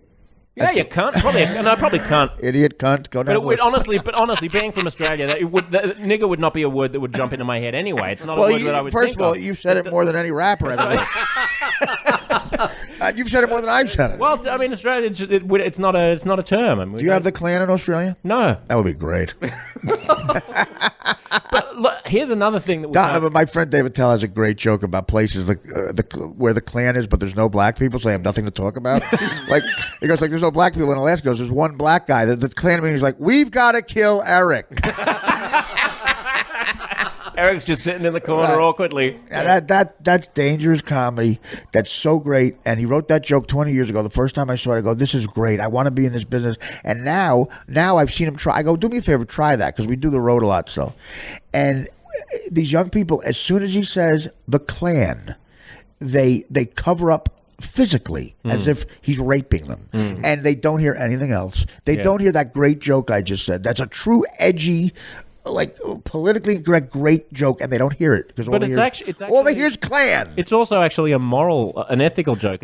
Yes, it actually points to something about how oftentimes it'll be people who are the most disassociated from the thing that they're bigoted about, who are the most bigoted about it. Well, I mean, you're ruining the comedy, but yeah, it's what I do. No. It's what I do. Clearly, you're a smart guy. That here's context, but smart people are even doing it. They're uptight. Yeah, totally. Yeah. No, I know. I mean, I face them every fucking day, especially on Twitter. I don't even use Twitter much now anymore because it's just become such a hate-filled. Did you ever do stand-up? Place? Yeah, I used to. Yeah. But that was before it's hard all to be. This. That was before all this. Right. Well, when I started, I've said this before. Say you were on stage in Cincinnati at midnight. It was just you and those people in that room, and you could say whatever you want, get a check, you have fun, blah blah blah. Now it's you and everyone in the world because of a smartphone. Yeah. And Tracy Morgan, my friend, said something that. You can't defend what Tracy said. It's not defendable. But in the old days, no one would have known. But now a guy, tweeted it, and what he said is reprehensible. But Tracy almost lost his job on a network show because of it. Yeah, you got to be able to try stuff out. I mean, the other area where there's total thought. Well, what Tracy said is not something you try out. Well, I don't know. Do you remember what he said? Yeah, I do. It was something about if I had a gay son, I'd hit him around the head or something. If my son was a faggot, I'd stab him to death. Yeah. I mean, Your thoughts? It's not. It's not something I would personally condone as a faggot myself. What are you trying there? But I don't know. I do think you need to listen. You guys are uptight. What's up with you, motherfucker? I think you got to have a space in which you got to have a get out of jail free. I'm a comedian. We in show business. I'm also a brother from the Bronx. I mean, my son's a faggot. Forget it. Where you going, people? Don't leave. I got more shit about a Puerto Rican. When people accuse me of being of like having white privilege because well, you sound like you're a rich kid. You came from money, I guess, right? No, my parents were both actors. We were middle class, but we never knew where money was. Are they Mel Gibson and Sean Connery? That's exactly who they are. Sean Connery's Scottish. Same shit. Close enough. Only Did you ever hear the side clip of the world. Did you ever hear the clip of Sean Connery talking to Barbara Walters, and she accuses him of? Well, she brings up the fact that he once said that it's all right to smack a woman at some point. Oh wow! Did you ever hear that? No. Dan, pull that up. Wow. It's in the old days before PC, and she thinks he's going to back down, Sean Connery, and it's so funny how he just goes, yeah, I still have the same opinion, and then he explains it. Listen to this. It's unreal. Dan, you got it? Yeah. Yeah. You did an interview in which you said, it's not the worst thing to slap a woman now and then. As I remember, you said you don't do it with a clenched fist, it's better to do it with an open hand. Yeah, remember that? Yeah. Yeah. And I didn't love that. I haven't changed my opinion. You haven't? No, not at all. You think it's good to slap a woman? No, I don't think it's good. You don't think it's bad? I don't think it's that bad. I think that it depends entirely on the circumstances and if it merits it. Yeah. What would merit it? Well, if you have tried everything else, and women are pretty good at this, they can't leave it alone. They're good at it. They don't want to have the last word, and you give them the last word, but they're not happy with the last word. They want to say it again, and get into a really provocative situation. Then I think it's absolutely right. Which explains why Julie Christie had a black eye after Dr. No. Wow. Okay, Well, you know how I was just saying that Tracy Morgan, there should be some safe spaces? The safe space is not in an interview with Barbara Walters. But that's what he doesn't That's not care, when though. You're supposed He to say doesn't it. care, though. That's what's great about him. He's a man. He's like, no, you cunt. You're not going to fuck. I'm not some pussy actor from, The Big Bang Theory. But you don't- You're talking to fucking Bond, bitch. And guess what? His career, the next year he won a fucking Oscar. But Artie, because should you ever slap a woman?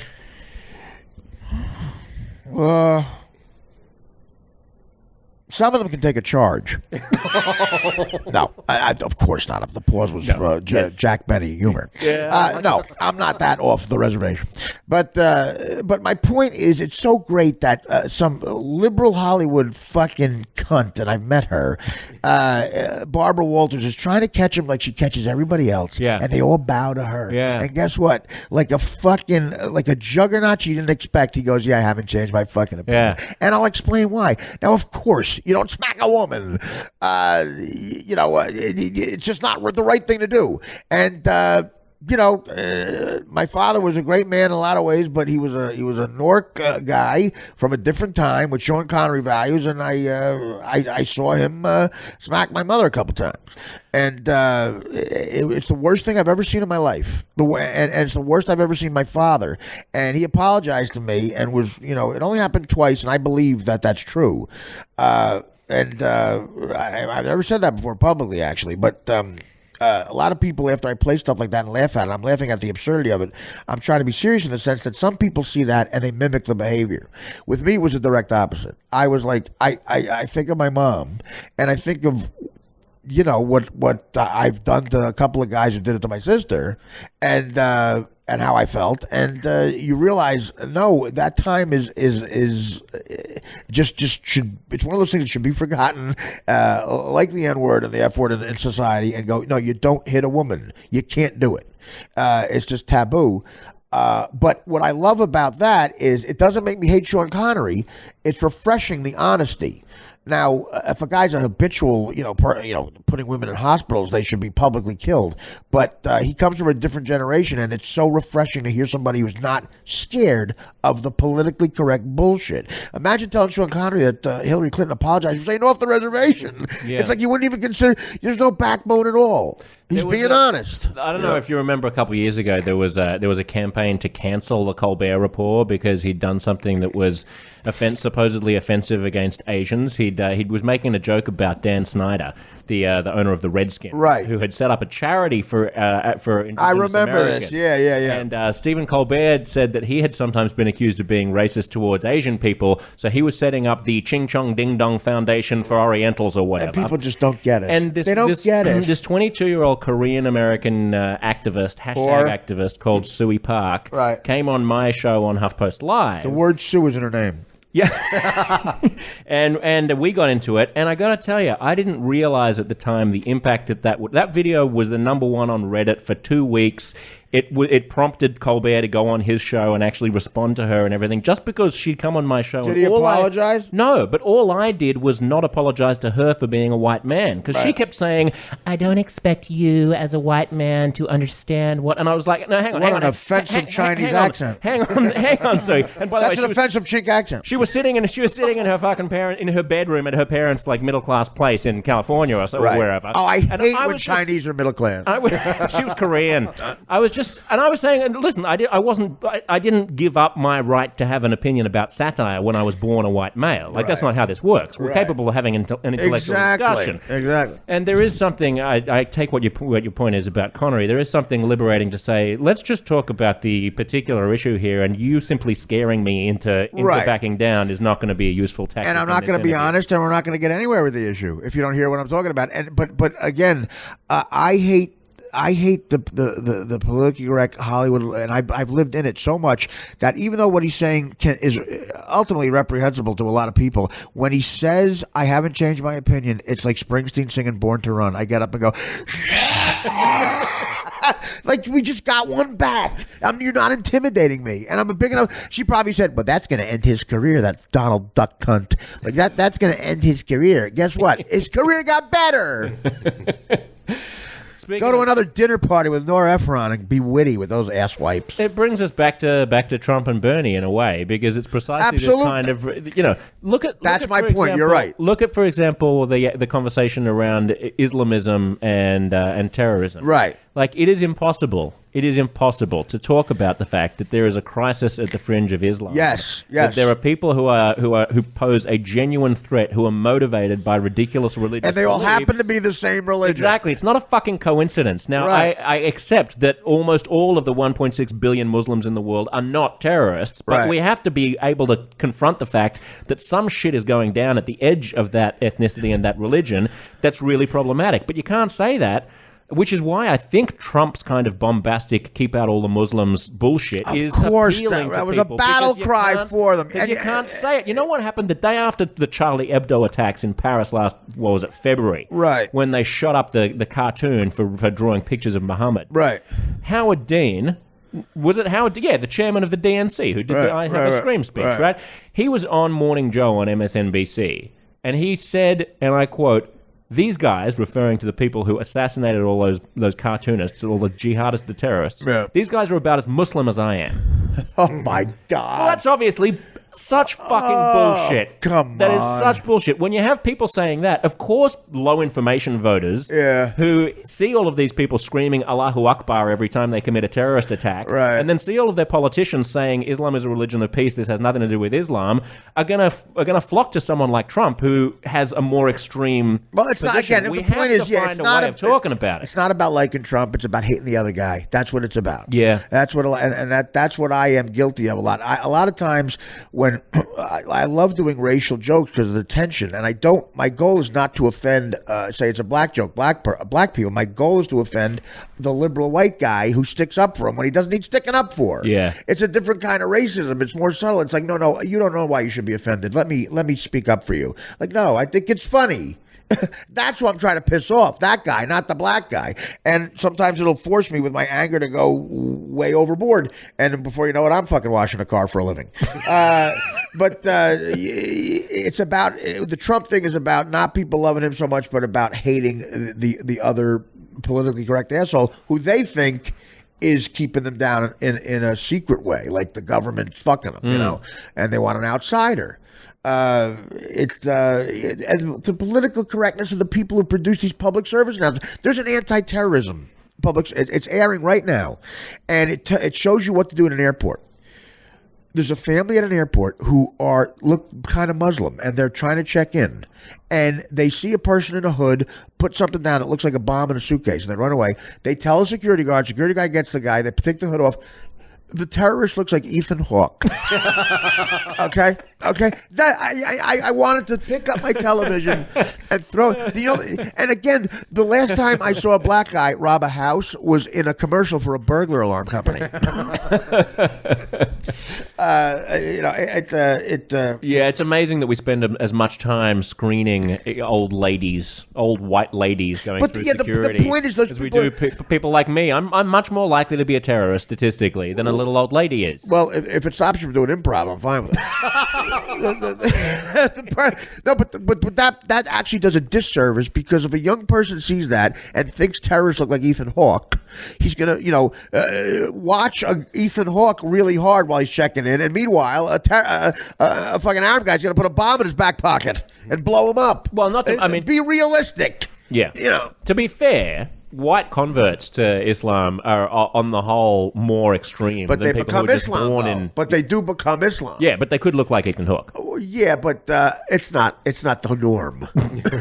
It's not, Basically, if you're young and male, you should have extra scrutiny. If you're old and female, you shouldn't. There's no old. How many old female suicide bombers are there? Well, I've actually my grandmother used to swallow drugs for me every once in a while, and then when she ate mozzarella, it took forever to shit. I'm like, Grandma, have some kale just once. Oh fuck! Drug mules have shit, they can be white or black. Yeah, but I don't give a shit about drug mules. We shouldn't have a war on drugs in the first place. So bring it on in. Absolutely. And look, if I was still Waste doing of time. Look, if I was still doing the blow I used to do, I wouldn't want the wall. Right. He wants a wall, a little door for just cleaning women and coke. How long have we been talking for? An hour. Well, let's take a break. You got anything you want to plug something? Yeah, well, go to my podcast. You can just search for We the People. It's all one word. It has a hashtag in front of it, but I don't think you need that. It's called We the People Live, and you can get it on all platforms. Yeah, that's all I need to plug. I'm not at HuffPost Live anymore, so don't watch that. Well, what about that? Did you miss that? No, I don't. The last year was bad. The last year was... That's when I was there. That's the reason. The moment you came along, it all went downhill. Not good. No, it was death by 1,000 cuts. It was one of those situations where something gets launched with amazing Do you mind telling the story excitement. to just Dan? I'm kidding. Dan, Artie will be out of the room for the next hour or so. I'm kidding. I'm And it was one of those situations where, like, the big corporate bean counting bigwigs didn't really have faith in the vision of the whole thing. So ultimately, we felt like we were cogs in a machine that didn't know what it was doing. Well, everything becomes that. It's like it starts out as this great thing, and then it becomes the accountants making decisions. Yeah, and so I wasn't happy. By bean counters, you mean Jews? What is your favorite Jew racial slur? Mel Brooks. What's your favorite racial slur? Besides the N-word, that's a classic. It's very startling. Yeah. No. Well, I mean, my favorite would have to be one that I could use, right? How about moon crickets? I don't know what that is. What's that? Black people. Oh, really? Yeah. No. Cut to you using it tomorrow. Yeah. Get out of here, you moon cricket. In Williamsburg. Lots of moon crickets. I mean, I think chink is a pretty good one, right? Well, listen, Steve Colbert thinks so. Yeah. I don't know. That's kind of like a real, like a lot of people in the South call Jews bearded New Yorkers. Are you like that? That's good. I can do that. I mean, I'm half Jewish, so I can do. Here's what I like doing when people accuse me of having white privilege. Right. I just accuse them of being homophobic and anti-Semitic. Right. So if they're like, "Well, you wouldn't understand as a white man what it's like to be oppressed," I can just say, "Well, I find your homophobia and anti-Semitism quite offensive right now." Exactly. And that shuts them up because all of a sudden you're playing on the same.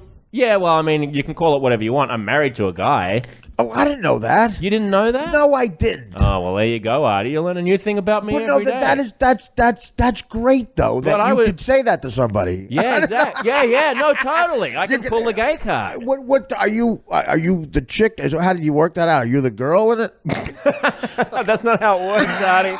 It's not a girl that and a top man. bottom shit is bullshit. Yeah, it's kind of bullshit. I mean, different people are different, and sometimes the time. I never knew knew that about you. Well, there you go. But how did you know that I was married if you didn't know that I was married to a guy? I assume it's a regular, normal marriage that we all want. That we all want the world to have. I assume that you must have been a real one, a moral one. First of all, like in the Bible. First of all, I've never been to a wedding that wasn't gay.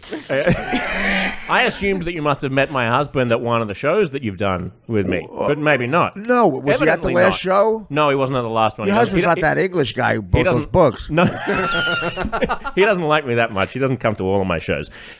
Listen. Let me. I guess you got the fact that you are actually a fan of mine shows you have a great sense of humor, because that is a thing I do feel guilty about from time to time. That some gay people have an issue with some of the stuff I said, and I try to have a real conversation with them and go,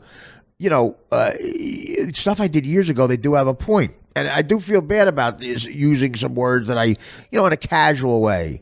But the fact that you're not just blindly like, oh, this guy's some homophobic guy. No, I mean, look, everyone has to be taken. Everyone has to be taken at face value, and people deserve second chances. And you get a sense for people about whether or not they're assholes. I just know that you're not a cunt. Well, I feel the same way about you. And even though, and who would know about a cunt less than you? Exactly. Have you ever had God-fearing sex? Oh yeah. Regular sex? Yeah. No, I came out really late. I was Is with that girls. true? Yeah, I was with girls all through my teens. I mean, and you knew, you obviously. No. Oh, okay. No, it was weird because here's the thing: if you like girls and you also like guys, just physically, then you just assume that everybody does. I mean, I couldn't quite. I just assumed. So you thought it was normal, even in Australia, because it doesn't sound. Well, it doesn't sound like it's so accepting over there with crocodile. Oh no, it is. No, in the big. Australians have sold Americans on this fiction that we're all tough, rugged, outback, Crocodile Dundee, Steve Irwin, crocodile hunter types. Right. Like almost half the population of the entire country lives in 2 or 3 gigantic cities and swills Chardonnay and sips lattes and the rest lounges is, on yachts. Well, that's what I mean. The rest is those Aborigine guys and tigers, right? Yeah. That's right, the tigers of Australia. No, so if you live in Sydney or Melbourne, then they're very pro-gay, they're very progressive. I mean, Sydney has the largest gay and lesbian event in the world, the Gay and Lesbian Mardi Gras. Oh, I thought you were going to say the soccer final. We don't like that shitty game any more than you guys do. We play rugby. You don't seem like a gay guy. Well, I guess thank you. I don't know. If I say thank you, then that's offensive to gay guys. My Twitter's going to light up. I'm kidding around. But no, do you get a lot of I recently saw on this documentary about shit people tweet to women. It is the most. I couldn't even repeat it. What people? Do you get that with the gay stuff? Do people go at you? No, it's okay. I was recently back in Australia last month, and I was on a panel show, and I was talking about the Catholic Church because there's a pedophile church controversy going down at the moment. Yeah, it's just called the fucking church. And I was being typically anti-Catholic because I'm an atheist and I don't like organized religion. I was brought up Catholic, especially not when they rape children. Well, I know. I was brought up Catholic, and if you really live like a Catholic should live, I think that's great. But the church with the fuck, yeah, exactly. Their policy for 100 years was that when you get done fucking every kid in Pittsburgh, let us know, we'll move you to Boston. Well, exactly. And when you say even if you did live like Catholics are supposed to live, I mean, their attitude towards sex is just completely dysfunctional. I don't think there's anything wrong with sex. I don't think there's anything wrong with being gay. Right. Fuck whoever you want. So it's good. Just be safe. So I said this on the panel in Australia, and I did get some tweets from that. Like one person tweeted at me, ISIS throws faggots like you off rooftops. What you've got coming is going to be worse. Oh, great. So I alerted. So you're happy with ISIS's fucking life? That's great. You like their rules. I flagged that for Twitter as potentially offensive, and Twitter was like, potentially. Twitter was like, no, it's not. Twitter was like, it's fine. Me. That's kosher. Well, what are the rules with that? Like they will take something down if it's because I got some shit. I didn't know that. I got some tweets. I think it has to be a threat. Oh. But I thought that was a threat. But anyway, who gives a shit? It could have been. You're getting thrown off the roof in the scenario. I mean, I felt like maybe it was supposed to be intimidating. Right. Wow. But in general, no. So I grew up. I liked girls and I liked boys, and I just assumed that everybody found attractive people attractive and charming people charming and I think you're born. And it wasn't until I fell in love with a guy that I was then like, oh, okay, this is obviously something that's different and unique about me that my other. So there was something different about this guy as opposed to other good-looking guys you were attracted to, but something about this guy that made you go, I'm going to go. Yeah, we became best friends and we sort of fell in love. We didn't even really cross that line. It was more of an emotional thing. It wasn't even a physical thing. It was just like when the skies open up and the birds start twittering. It was Shakespeare. It was sonnets. It was like, it was rainbows. It was the biggest love you ever experienced, way more than a girl. You were like, no, it was about the same. I was actually dating a girl at the time who I also loved very much. But the fact that I was capable of that made me realize that this isn't just like, I'm not just fooling around with guys on the side in the same way that everybody. How'd you break the news to her? Yeah, that was tough. Oh, that's a tough convo right there, Artie Lang. You're beautiful, but listen, you're missing something. Actually, 3 things. I'm going to have a vagina sewn into my hand. So and, have you've given blowjobs? Mm-hmm. When is so you hadn't? What the first blowjob you gave was to this guy? No, we didn't cross the physical Rubicon there at all. That was purely emotional. We didn't make out. Or oh, okay, but I'm saying the guy, just... your husband though. Oh, yeah, well, my husband, of course. Of course, we have sex. You blow each other? Yeah. So what was that like the first time you tried that? I mean, what was it like the first time you went down on a woman? It's Unbelievably great. It's no, well, that's a double-edged sword. It's exciting and confusing. There was a girl I fucked and... once at outside the Holland Tunnel Diner who looked like Horatio Sands. I didn't go down on her. You sure it wasn't Horatio Sands? Well, he's thinner now. I mean, when you're experimenting when all of those raging hormones of your teens are going on, I think a lot of people do a lot of crazy shit. Look at fucking dorm rooms in colleges where dudes are masturbating. Look at soccer and rugby and dudes like all beaten up. It is it's homoerotic. Very homoerotic. Yeah. Look at look at American football. A lot of gay guys in American football. What happens in the military and in prisons? I think the number of gay guys in the history of football would startle people if they really all came out. I mean, Liberace's had a Green Bay Packer, right? He lost his virginity to a Packer, which I can't fill in joke here. It's such a taboo to people, and I grew up in an area, forget it. Yeah. You don't even go there. My old man just, and I'm sure Sean Connery has his own thoughts. But slap him with the back of your hand. I love the fact, I think it says something how I was brought up, though, because I love the fact that I'm not an educated guy. I didn't, but I grew up on Woody Allen, and I read because of stuff like that. I would hear a word in a Woody Allen movie I didn't understand. I would look it up. And then I went into, a lot of my buddies we grew up 7 miles from that, the greatest city in the world, and all my buddies want to stay in Union. I'm like, what are you doing? Yeah. I have a $400 car. Who cares? Let's go park it somewhere. I flew 11,000 miles to be here. You only had to drive half an hour. Well, I love the fact that I did become enlightened in a way, and my sister too. We came here, and you learn that really everybody's an individual, and it's so wonderful to live that way and be creative and not have that hate in you. And there's guys I can't explain it to still to this day. My buddies, I can't. Interracial shit. My roommate Orlando Jones, when I was interracial shit. What is this? The 1880s? They still give a shit about that. Oh God! Oh, are you kidding me?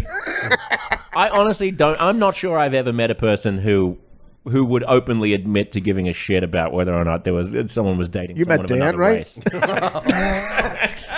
Well, no, I used to. I was, I grew up that way, and Why? What's the rationale? Can you explain? And I grew up with a lot of black kids, and they were the same way with keeping that shit separate.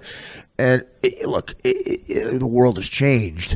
I don't have any rationale for it except the fact that you're brought up going like, hey, we're not supposed to, and not my parents, but I had people in my life that were very you don't mix, and violence happened because of it, And I moved out to L.A. My roommate was this black kid, Orlando Jones, fucking just one of the coolest motherfuckers, and he dated exclusively white women for a long time. Hot white, and he's a very dark-skinned black guy. One of my best friends, saved my life, as a matter of fact. And he was dating this hot blonde, Southern girl, hot actress. When they first kissed in front of me, again, the dark skin, it was startling. Like, I was, whoa. Wow. And I said to myself, is someone going to come in and stop this? Like, where's mommy and daddy? And I said to myself, but it really hit me there. And that was, I'm 27 years old at this point when I moved out to LA to do that. But I had 4 years of struggling in New York, and I saw, black guys there. You're like, I'm seeing what the world should be, not where I grew up. Yeah. And my mother, thank God, is such a sweet person. She never had an issue with that. My old man was, a little old fashioned, but he had street justice. My father heard one of my buddies, Irish kids, say the N-word. We were like 11 years old. He said, I'm going to drive you to a black neighborhood. If you could say it there, you could say it here. That's how he was. Yeah, right. And then this kid said, I'll fucking say it there. My father said, okay, I'm not doing that. The kid called his bluff. But, I love that I became someone who is not a moron, and I love this Orlando so much. He was such a friend of mine. That's all I saw was my Yeah. buddy kissing a hot chick, Well, not a that's black right. guy. You know, I mean, all you need to do is actually get to know people, and then you just realize, just don't be a dick to people. Like, let them live their lives. Who Right. fucking cares? That's the diversity of living in a big city like this. You see, I was walking down the street the other day, and this woman with bright yellow hair and like bright yellow painted armpit hair Right. was walking Armpit along, hair, yeah. armpit hair, like dyed armpit hair, and these huge fucking boots. And anyway, like a lot of other cities in the world, she'd be walking along, people would be staring and chuckling at her. In Right. New York, nobody even bats a fucking eye. They don't even care. Good for her. Whatever she wants to do, it doesn't bother me. right? Yeah, no, you're right. I mean, as long as she's not, the head of sales in my company. Well, what about that? Now, does the corporate world affect you? Okay, that girl, take that girl. You have a corporate life, maybe, and you need somebody to represent your company. Do you hire her if she's great at what she does? Hard question. Not if she's forward facing and doesn't represent the brand, right? Armpit hair. I mean, like, it might cost you money. Like, you want money. Like no, anybody else? I don't think private companies should be coerced into putting people in forward facing positions. Like if in other words, if she was an IT person and she was Right. working down in the You mean basement. it? If it was an IT. Well, that's the other thing. She might be transgender, so you might have to call her Z or they or something. yeah. If they is in the basement with its yellow armpit hair, Right. and no one's going to see its, then I don't think they should be discriminated against. Right. But if you're in a position, I mean, it's like it's a hard call. It's like flight attendants or something, right? Like, I think it's a bit ridiculous that you're not allowed to discriminate against flight attendants on the basis of the way that they look, because they're kind of models. Absolutely, that's all they are, Right? really. But I yeah. mean, you're not allowed to. Virgin got sued for discriminating against old ugly people and really? hiring hot young people. Yeah, who wants, fucking Margaret Thatcher making you a gin and tonic? Exactly. Well, Yeah. me and you also have something where, like, I'm a longshoreman, not educated. You're a gay guy from Australia, and on paper you'd think we wouldn't get along. But here's what we have that people don't have: is a sense of fucking humor. That's the other part of it. Yeah. You can't be funny and not be smart. You can be smart and not funny, but I don't think you can be the other way around. Yeah. And if you have a sense of humor, I think it all goes out the fucking window, and a lot of people don't. But I look back at my first stand-up special. It was called "It's the Whiskey Talk," and I do a whole thing about homophobia. And then I know a lot of gay comics who think it's hilarious. I'm actually proud of it. It's like, it's done well. But I get drunk in the middle of it, and I purposely called it "It's the Whiskey Talking" because as I got drunker, I got more offensive. But clearly, I did it at the Improv in Tempe, Arizona. And Arizona, again, not sympathetic towards a lot of plights of people. But this is what I would take out if I went back, and I was ashamed of it. I'm taking a drink of whiskey in the middle of the set, and clearly somebody gets up to go to the bathroom, and I just go, "Where you going, faggot?" That's what I said, all right? And I take a sip, and it was maybe the timing of it, a throwaway line. The place goes nuts, like the biggest laugh of the night, maybe. And I think it was just because they were startled, didn't expect that. But I go, I was kind of ashamed. I'm like, I would take that out. I wouldn't do it now. And it's a long time ago. So, I think there's a lot of people who have this hate in their heart that go, "No, I'm never changing that." Fuck it. Like, no, you should grow up a little. Well, that's right. There's a sort of, the one thing that we have in common is humor. Another thing that we have in common is being interested in the world and interested in ideas and interested in what other people have to say about them, right? Absolutely, sure. How could you live otherwise? Yeah, well, a lot of people do. A lot of people aren't interested in shit. A lot of people just get and they're miserable. Information that they get and go plodding along. Here's my little life, and then I'm gonna die, and then they die. It's all over. And they create usually shithead kids too. And I think what you're talking about, though, is that there's a kind of a constant vanguard of sort of moral progress and ethical awakening, without sounding too fucking wonky. No, you're right. I agree with you. Which is that, when you did the faggot line, you didn't know, you just weren't really aware of the fact of what impact that could have. You're being now nice you to are. me. You're being nice to me, giving me an excuse. But I had been in show business at that point for a while. I'd been in L.A., New York. I'd been on a series, Mad TV sketch. I had met everybody in the world. I had gay friends who I met that I loved. I would do anything for them. And I was drunk, and the jersey came out. I was back to that guy, and all right, you're a fucking asshole. I should have Don't said something. forgive you. I should have said something like, "Where you going, jerk offers?" I would have got just a big. It was about the timing of saying something rude. Yeah. And I still had that guy in me. He was a longshoreman going, and I said, "Faggot." Well, look, Alec Baldwin called that guy a cocksucker or something, and everyone went crazy about how he's being homophobic. He's not. It's just something that comes out of his spine because it's something from the circumstances where he grew up when he was a kid. Instead, it's just a synonym for shitwad. He's not actually talking about gay people. I mean, look at the way that our attitudes. But that's the other thing. You're right. Yeah, exactly. You're not. Yeah. Yeah, you're not actually accusing the guy of being a homosexual. You're just calling him a jack. I call Dan a faggot all the time.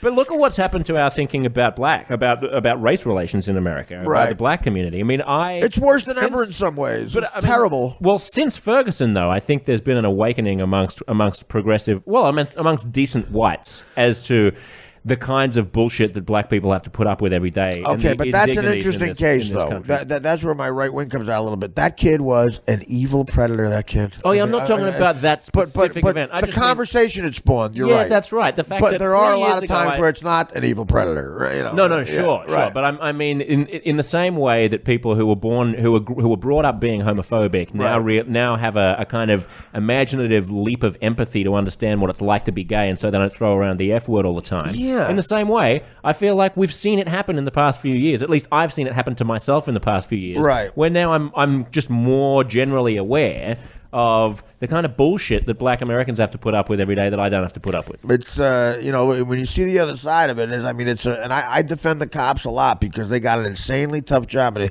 you be a cop in the South Bronx for a week and you'll see what they put up with too. You got to see each other's struggle is the point. And, but there's, history shows a lot of brothers have been accused of shit they did not do.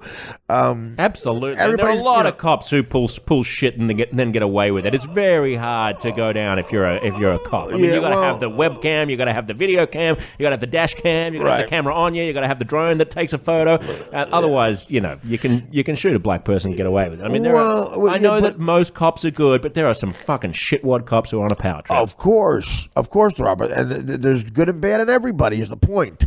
But isn't it a profession that seems to attract people who like the power trip? See, I disagree with. Isn't it an institution that also closes ranks like the mafia, where the moment the union will always come out and deny any wrongdoing?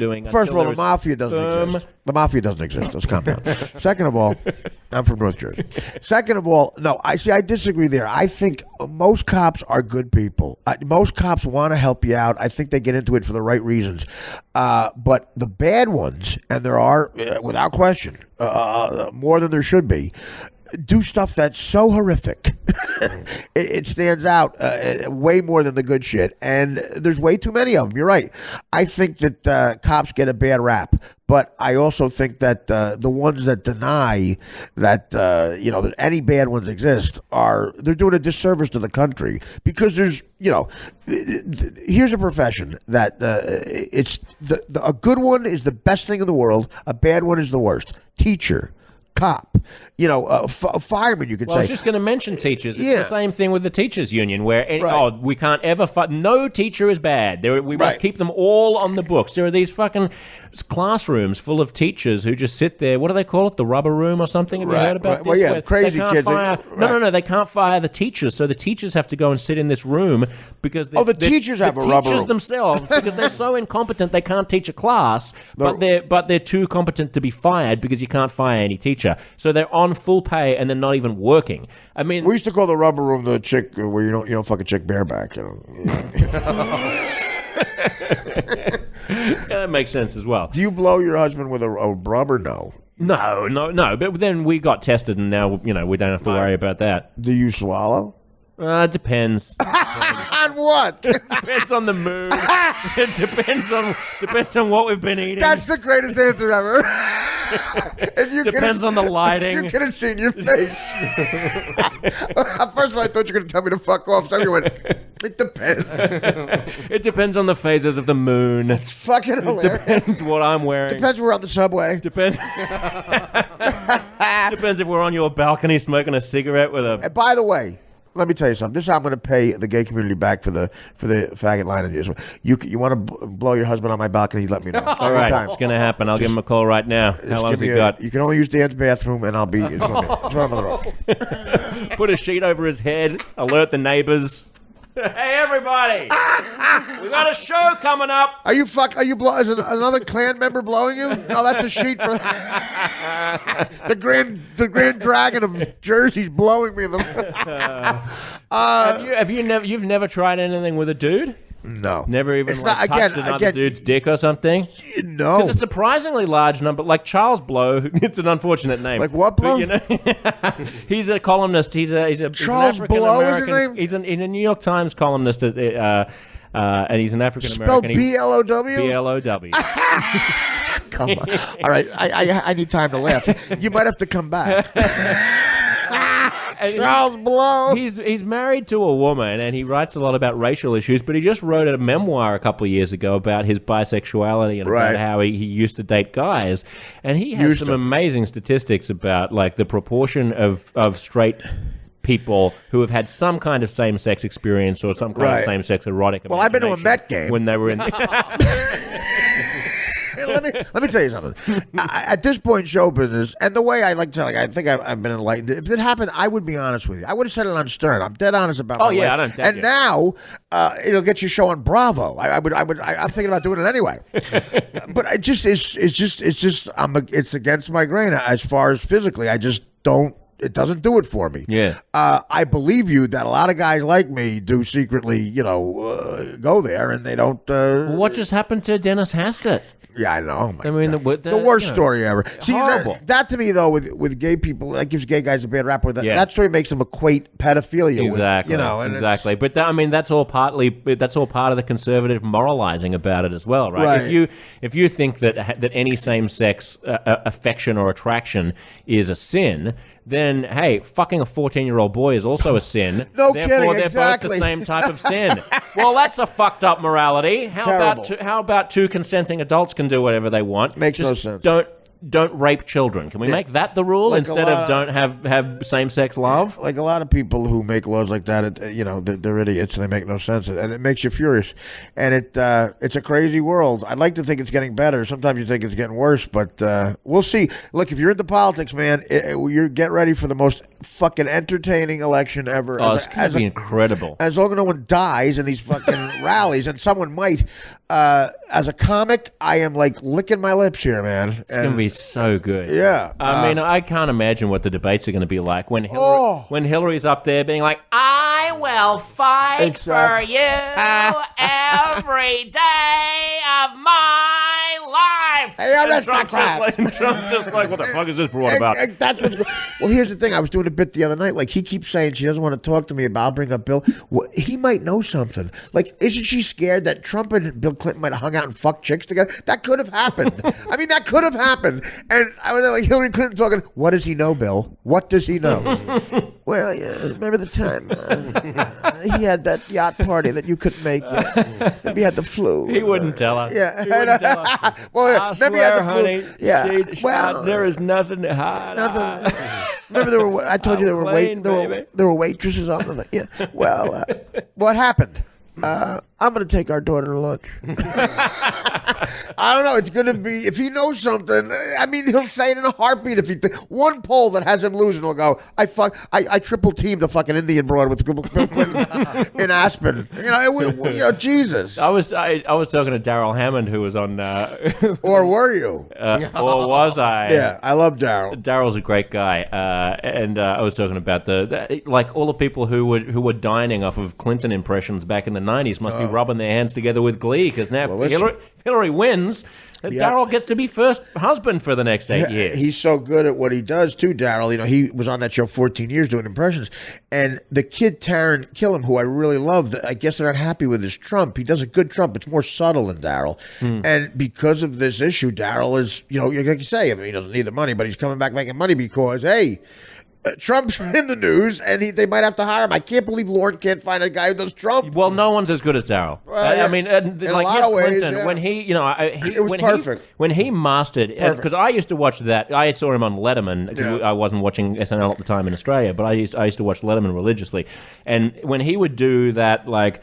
He'd do the finger, the thumb, and then the biting of the lip. He'd be like, "I did not have sex with that woman," and the biting of the lip there. And then all of a sudden, people at the cellar would start doing that in their impressions, and people in Australia, including myself, when I was doing stand up there, I would also do it Clinton never did those two things at the same time. Clinton never did the thumb and the lip at the same time. A great comic, I think, with an impression, Daryl. you'll pick up on a quirk and you'll exaggerate it, and you'll go for the laughs. And if you get laughs like he did, he would get applause breaks on Weekend Update.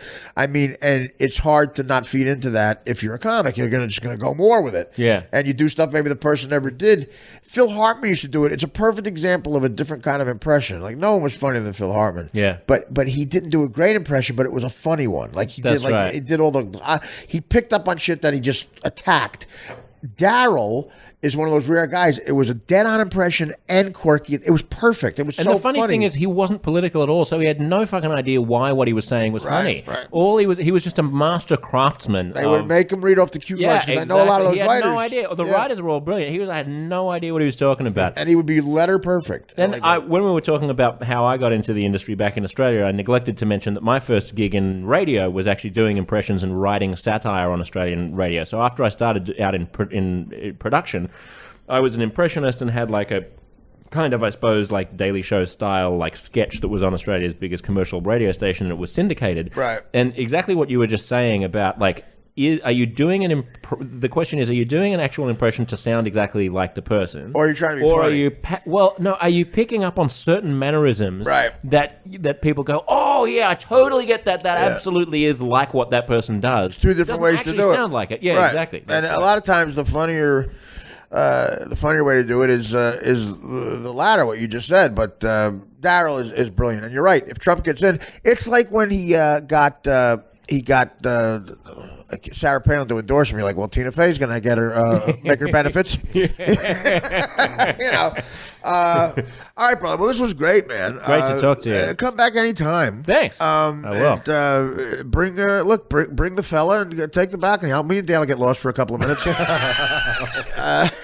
Just make sure people know it's you and not me. I don't need page. I don't need page 6 going. Someone with a mustache, head bobbing up and down.